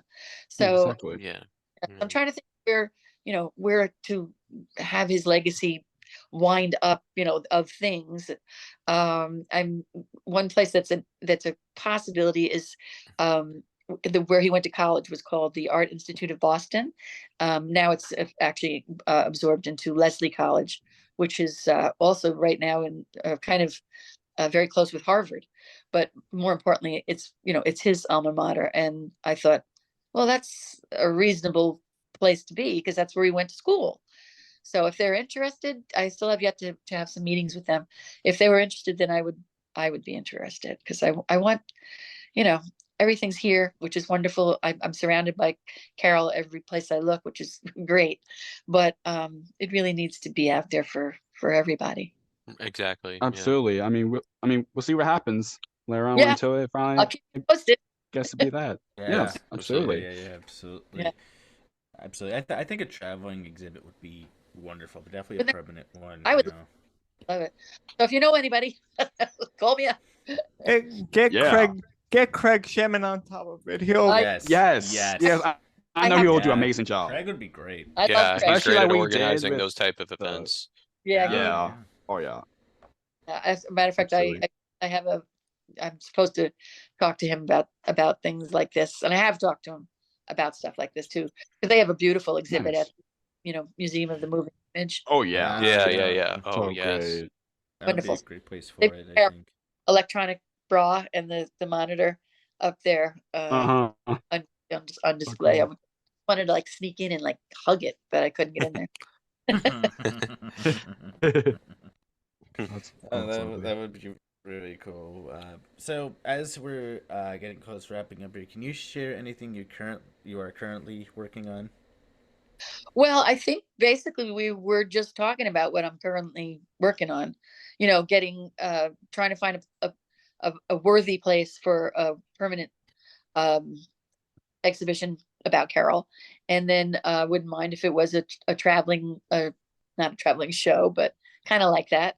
I certainly would love to get back into doing Comic Cons, because I do love meeting the people who loved Big Bird when they were little. They have such great stories. So that's just a lot of fun. I'm going to be traveling with some family coming up to some of Caroll and my favorite places, because I want them to see those places. That's So wonderful. that's very exciting. Keeping it, neat and clean, and cutting out the dead trees that are here, there, and not everywhere, but there's quite a few of them. Just kind of keep up with stuff, really. Nice. That's lovely to hear. Absolutely. That's great. Absolutely. So this last question that Jake is about to ask, we ask all of our guests. Go ahead, Jake. Yes. Thank you, Matt. So, of course, this podcast is called Jake's Happy Nostalgia Show. When you think of nostalgia, what do you think of? In your own words, how would you define the word nostalgia? Wow. Okay. Nostalgia. That is the feeling you get when you have a really good feeling of memories of the past, and sometimes even longing goes along with it, because I kind of have nostalgia for what Caroll and I used to call the hungry years. And that is the beginning years, when you're first unbelievably, magically, fallen in love, and you have no money, and you have, you'd have each other, and it's the most beautiful thing in the world. And it's just, life is so simple. And so I think I have this nostalgia for those hungry years, because they were just so precious, and just, like I said, they were simple and beautiful. Absolutely. Yeah. Absolutely. Great words signed on. Well, Debbie, thank you so much for taking the time to do this. This is a blast. Thank you. I'm glad. I'm so happy that you asked, and I hope I got the questions all well answered and all that stuff. Oh, for sure. Yeah, Absolutely. a lot of wonderful worries at stories all. were shared. Really appreciated Wonderful this conversation. stories. Well, Yes. thank See you guys later. Love you. Love you. And thanks, guys. You got it. I appreciate being asked. I love that course. you make me feel like I'm, still part of the Muppet family. You are. Yes. Makes You it- Well, absolutely. Means a you lot. Absolutely are. You still are, Debbie. All right, enjoy the rest of your day, Debbie. Thank you so much again. It means so much. Take care. Thank you. Me too. Have a wish your weekend. Thank you. Bye. Bye. Bye. Take care. Bye. It's goodbye from us as well. We absolutely enjoyed our time speaking with the wonderful Debra Spinney. Links to her, where you can reach out to her, will be in the description down below, so you can check out her and Caroll's work, or just connect with her. But it's goodbye from us as well. Keep on Exactly. lookout for more wonderful interviews coming your way. As always, what do we say, Jake? Keep nostalgia alive. Take care, everyone. See you next time. Take care. Bye. Goodbye. Bye. Thank you for tuning in to another wonderful Jake's Happy Nostalgia Show episode. Be sure to follow Jake and the Happy Nostalgia team on social media, check out our website, and stream the show wherever you find your favorite podcasts. And as always, remember to keep nostalgia alive. Bye-bye.